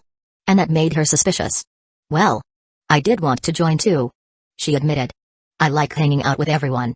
Myra beamed and clapped her hands together. Then let's host the next party at Lucy's house. Agreed. Natsu, Happy, Gray, and Rosa all raised their hands without hesitation. It's settled then, Myra declared with a cheerful smile. Let's pick a date. Wait. At least let me agree before you all decide that. Lucy protested, waving her hands. Rhodes patted her on the shoulder. Might as well give in. Your house is about to be fairy tales branch off this. How did it end up like this? Lucy sighed, eyes glassy. But despite her grumbling, she didn't really object. The days went on in a blur of laughter, teamwork, and exhaustion. By mid-August, the first floor of the new guild building was fully complete, and work had begun on the second floor. Every time the walls rose higher or a beam was set in place, everyone's spirits lifted. Seeing the guild come back to life with their own hands brought a fresh wave of motivation with each passing day. Even the professional builders who'd been hired to help sometimes paused in awe, secretly wondering if these rowdy mages were pushing them just to keep them from slacking off. After all, it was hard to get lazy when Fairy Tale was working harder than anyone. Still, everyone was simply riding the high of excitement. Elfman had been following Rhodes around like a shadow all day. Whenever Rhodes lifted something, Elfman did too. If Rhodes took a drink of water, Elfman took a drink. When Rhodes went to the bathroom, Elfman went too. As they stood side by side washing their hands, Rhodes finally asked, "What's going on with you?" Elfman glanced at him seriously. "Today's the 16th. I know that. Don't tell me you forgot what tomorrow is." As if I could. Rhodes smiled faintly. "Myra's birthday is on the 17th. He paused for a moment before asking. "I was actually going to ask you, how do you guys usually celebrate it?" Last year, he hadn't known her well enough. Their feelings had only just started to grow, and no one had mentioned anything specific. Myra hadn't acted any differently that day either. Elfman, seeing the uncertainty in Rhodes' expression, decided to explain. "After we got older, we stopped throwing big parties. It's usually just some of her favorite food at home, maybe a small gift. We haven't even gotten a cake the past couple of years." He smiled a little as he added. "The last big celebration we had was for Lisanna's birthday when she first joined the guild. She was still little back then, and everyone wanted to make her feel welcome. So that was the pattern, quiet, simple, and close to home." Rhodes nodded in understanding. It seemed that Myra's birthdays were more about warm, intimate gestures than big surprises. At least now, Elfman seemed to treat him as part of the family. That breakfast bonding session hadn't been for nothing. "Come with me later," Rhodes said. "We're going shopping." Elfman raised a brow. "If we go together, won't Myra immediately figure it out? Ask her to go out when she's busiest. If she's swamped, she won't question it. Besides," Rhodes smirked, "even if she guesses, that's fine. She knows us too well. We're not going to fool her completely." Elfman gave it some thought as Rhodes continued. "It's not about keeping it a secret. Myra will probably guess right away anyway. What matters is that we put our hearts into it." Chapter 372, The Strongest Team's New Mission. The next morning, Myra heard a knock at the door. As soon as she opened it, she saw Rhodes standing there with a gentle smile, and a large bouquet of champagne-colored roses. Rhodes waited for just a moment, maybe not even a full second, as surprise blossomed in Myra's eyes and turned into joy. Then he offered the bouquet forward. "Good morning, Myra. And happy birthday." "Thank you." Myra's smile bloomed like the morning sun, radiant, brilliant, even more beautiful than the flowers she held. "They're so beautiful," she said, gently bringing the bouquet to her nose. "And they smell amazing." Rhodes let out a breath of relief. He'd heard how tricky it could be choosing the right flowers for a girl, but Myra didn't seem picky at all. Which only made him want to treasure her more. "Maybe I should start visiting that flower shop more often," he thought to himself. Myra threw her arms around him in a warm hug, burying her face against his chest for a moment. She inhaled quietly. She came to really like Rhodes' scent. Sometimes, she thought it even smelled better than the fragrance of flowers. Rhodes returned her embrace, his arms wrapping around her with a mix of affection and quiet awe. With the soft weight of Myra against him and the bouquet tucked behind her, this was already the best part of his day. Inside the house, Elfman saw the golden morning light cast across the two of them at the doorway. It was a picture-perfect moment, and he couldn't help but smile. Sis has found her happiness. He turned back to the kitchen, humming as he finished preparing breakfast for the three of them. But Myra wasn't satisfied with just a hug. She grinned, picked Rhodes up in her arms, and spun him around. Hey! Rhodes could only laugh in surprise. Myra was strong, and even if she stole his work sometimes, it was always with that same, joyous energy. But just as he was about to catch his breath, Myra let him down. Only to be lifted and spun in return. Ah! Childish retaliation, pure and simple. Myra giggled with delight. You sit down, she said, pushing him gently toward the couch. I'll go grab a vase. Rhodes sat down with a sheepish smile, glancing toward the nearby side table. There's already a vase down here, he thought, watching her bolt upstairs with the flowers anyway. Up in her room, Myra leaned against the door and took a deep breath, inhaling the soft floral scent before noticing a small envelope tucked into the bouquet. She opened the card. Loving you is the greatest happiness in my life. She read it once. Then again. And a third time, just to make sure. Her cheeks flushed pink, and she clutched the card to her chest like a treasured secret. Humphrey. Writing it on a card doesn't count. Next time, he's saying it to my face. With a blissful sigh, she carefully placed the roses in her favorite crystal vase. With a bit of magic, they'd stay fresh for quite a while. When that wore off, she'd dry them like all the others Rhodes had ever given her. She carried the vase back downstairs and placed it at the center of the table. The three of them ate breakfast together, smiling. Sis. Elfman said. Why not take today off? Why? Myra tilted her head. To celebrate properly. You two haven't taken a break in ages, right? Myra thought for a second. It has been over half a month. She admitted. Then she laughed. But it's fine. We see each other every day. That's the best part. Just being able to share meals with the people she loved, being together, that was happiness enough for her. Besides, if both she and Rhodes took the day off, the construction might fall behind. And she wanted the guild finished soon, so they could finally go on that beach trip. In that case, how about we take a half day? Rhodes suggested. We'll leave work early, and I'll cook something special. Myra raised an eyebrow. Who's cooking? I. Could try? Rhodes said, not very convincingly. Actually, maybe we should eat out. I'll cook. Elfman said with a huff. A real man knows how to cook. Rhodes sighed. Didn't I learn already? Elfman couldn't deny that. His sister had taught Rhodes, and so had he, more than once. If Rhodes were to evaluate his progress in cooking honestly, he'd admit he probably should have studied something else. Same ingredients. Same spices. Same steps. And yet, somehow, the end result always turned out wildly different. These days, his greatest achievement was learning how to wash vegetables properly and barely handle basic ingredients. At least now, when Myra cooked, he could stand nearby and help without being a complete liability. If Rhodes hadn't volunteered to help on a day as important as today, Elfman might have truly suspected him of slacking on purpose. How can someone so smart not learn to cook? He thought. I'll help you. Rhodes said. He still wanted to contribute in whatever small way he could. Meanwhile, the guild was running just like any other day. Everyone had settled into a steady rhythm, spending a few days helping build the new guild, then going off on a mission or two before coming back and sweating it out again on the construction site. Everyone, that is. Except Lucy. What am I gonna do? Lucy moaned, clutching her golden hair in despair as she slumped in front of the counter. The month's already halfway over, and I still don't have enough for next month's rent. Myra, in an unusually good mood, decided not to tease her too much. You've gone on 3 jobs already this month, haven't you? Lucy groaned, her face a portrait of pure exhaustion. Yeah, and the money from all 3 only covered food. I wanted to earn enough rent early and relax the rest of the month, but someone always breaks something. She muttered darkly, glaring at 2 familiar figures across the room. Natsu and Gray were squaring off again, grinning, cracking knuckles, and looking one insult away from a full-blown fight. Myra couldn't help but giggle softly. Ah la la. Poor Lucy. Honestly, if the master had asked Rhodes to train the new members instead, things probably wouldn't be like this. After thinking it over, Myra decided it was a good time to share some news. She leaned in, her voice calm and casual. You know, Master originally thought about pairing you with Rhodes instead. What? What? Lucy practically fell over the counter. The gentle revelation hit her like a bolt of lightning. Why would Master just throw away a teammate like that? Myra watched Lucy's dramatic expression with clear amusement before offering a tempting smile. Well, there's still time. If you'd like, I can have Rhodes switch teams and join you instead of Natsu. Of course Lucy started to shout, but then stopped herself. She slumped against the counter again, her gaze drifting toward Natsu and Gray, who were now actually fighting and attracting a crowd. A soft smile tugged at her lips.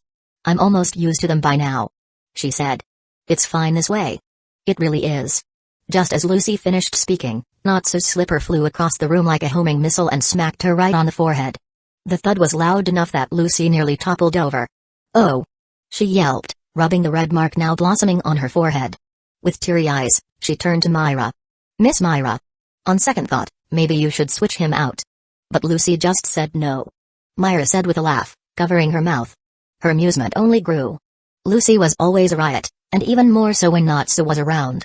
Just then, Rhodes returned with a stack of fresh commissions. He took one look at Lucy and paused, blinking. "A slipper print on your forehead. Is that some new trend I missed?"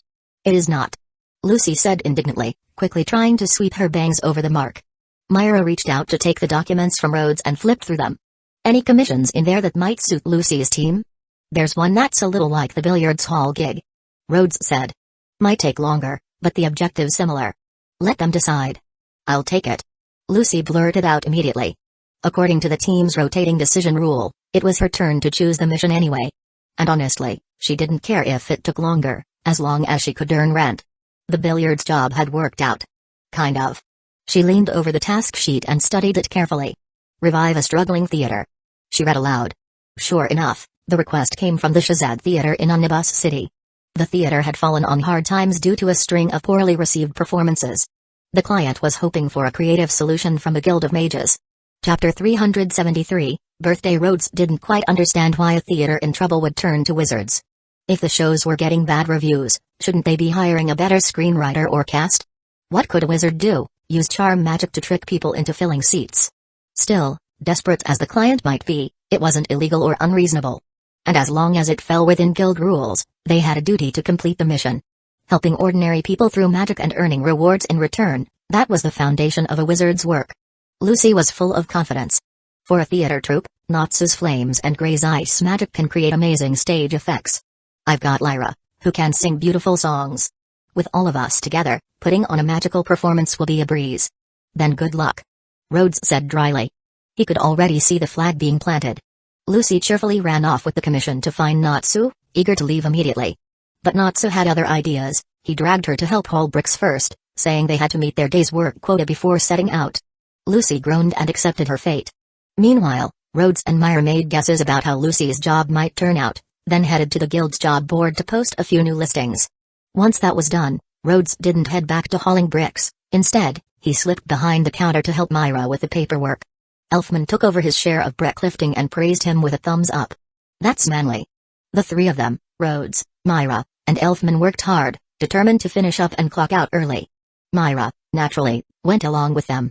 Before noon, they had wrapped up all the necessary tasks and were ready to leave. They handed over the tavern duties to Loki, who accepted with a nod after Rhodes double-checked with her. As for the construction site, Myra left things to the care of the guild master, Mikarov, and confirmed it with him personally. Both backups gave the go-ahead. All was in order. On their way back, Rhodes suddenly brought up, "I think we should consider hiring more servers." Myra nodded. "Yeah, or we're going to be overwhelmed later." After the guild's reconstruction, the tavern would be larger, with an open-air seating area outside.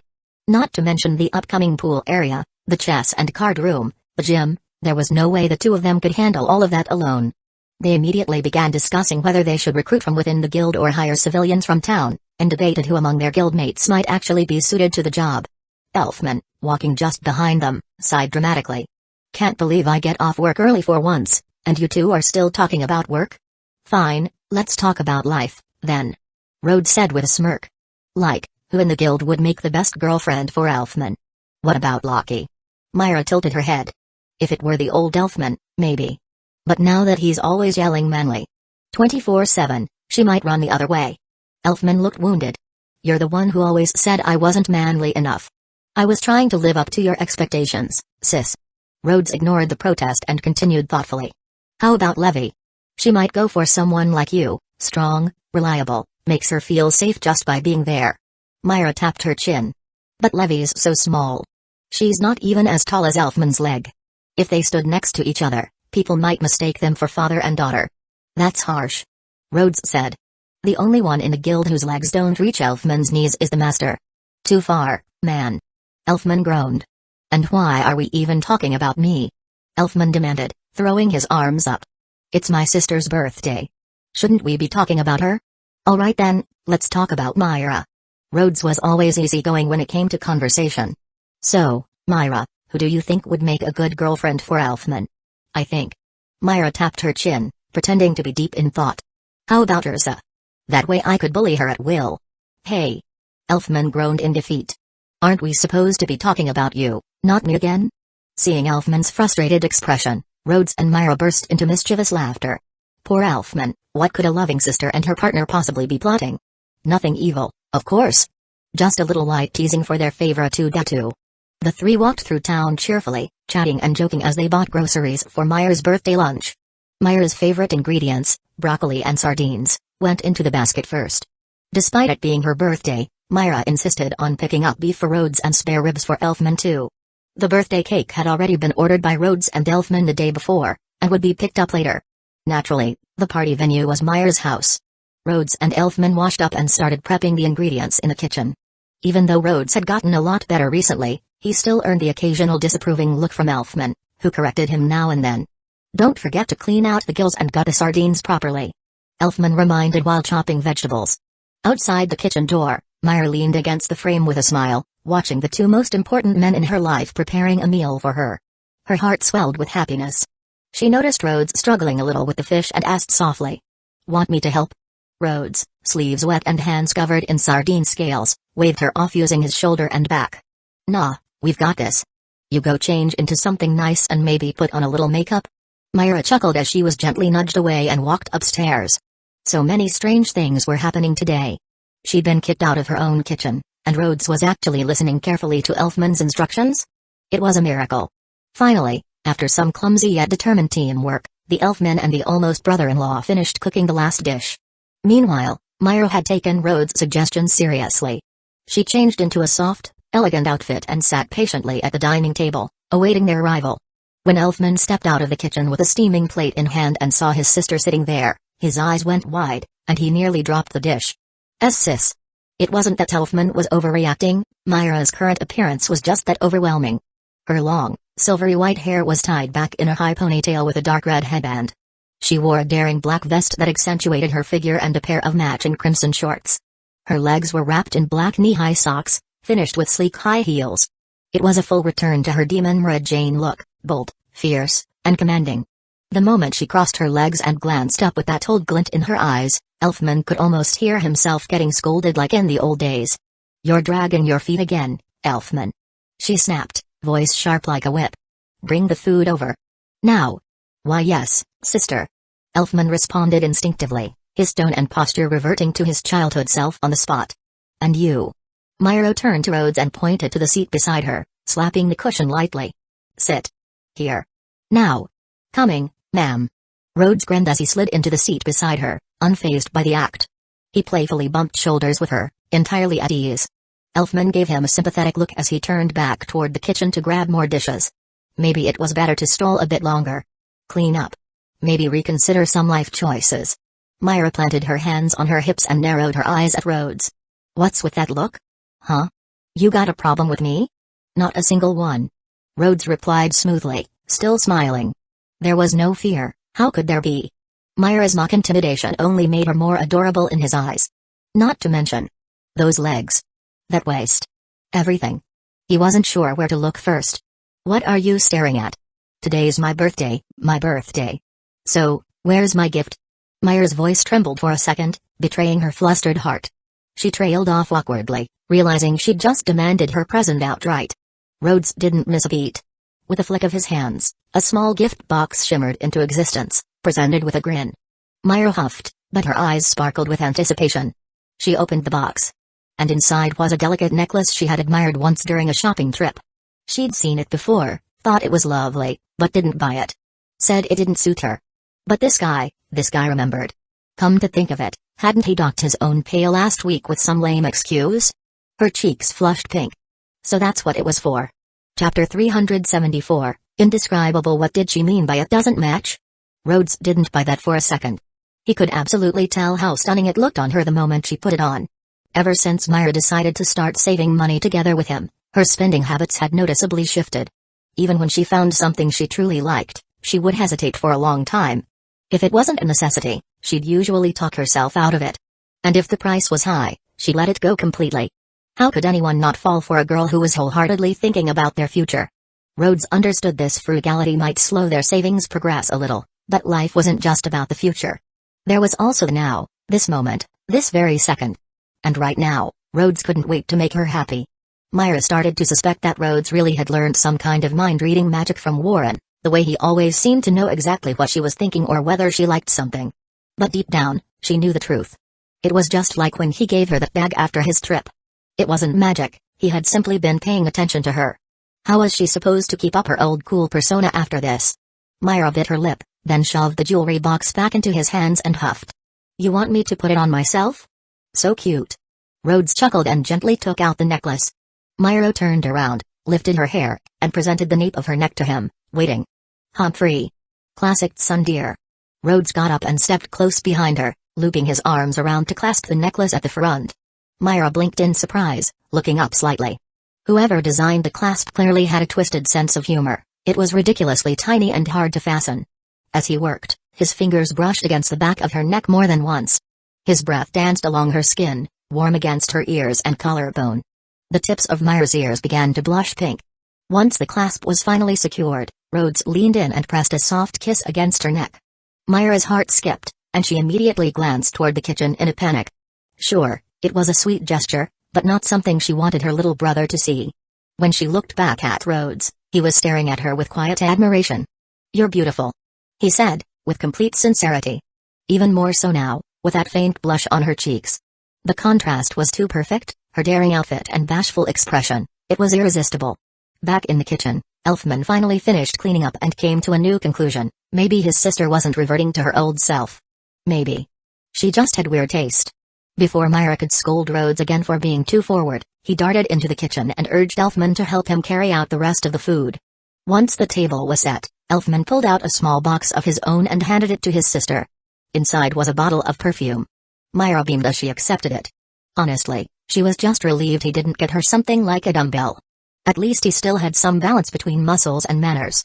Rhodes traced a small enchantment circle with his finger, and the 19-shaped candles on the cake lit up with a flicker of magic. "Make a wish," he said. "Yeah, make a wish, sis," Elfman added. Myra nodded. She closed her eyes, pressed her hands together in front of her chest, and made her wish in silence. A soft smile spread across her face. Then she opened her eyes and gently blew out the candles. Pop. Pop.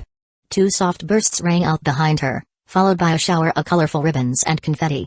Myra turned in surprise to find Rhodes and Elfman holding party poppers, both grinning from ear to ear. "Happy birthday!" they cheered in unison. "Thank you." Myra's smile was radiant, warm enough to melt anyone's heart. "I'm so happy. Really, truly happy." She picked up the knife and ceremoniously cut the first slice of cake, then divided it into 3 small pieces. Each of them, Myra, Rhodes, and Elfman took a bite. But of course, that was just the beginning. The real joy was in digging in and enjoying the cake together. They clinked their glasses, the splash of wine carrying with it all their hopes for the days ahead. After a short rest, the 3 of them headed back to the guild, just as Myra wished.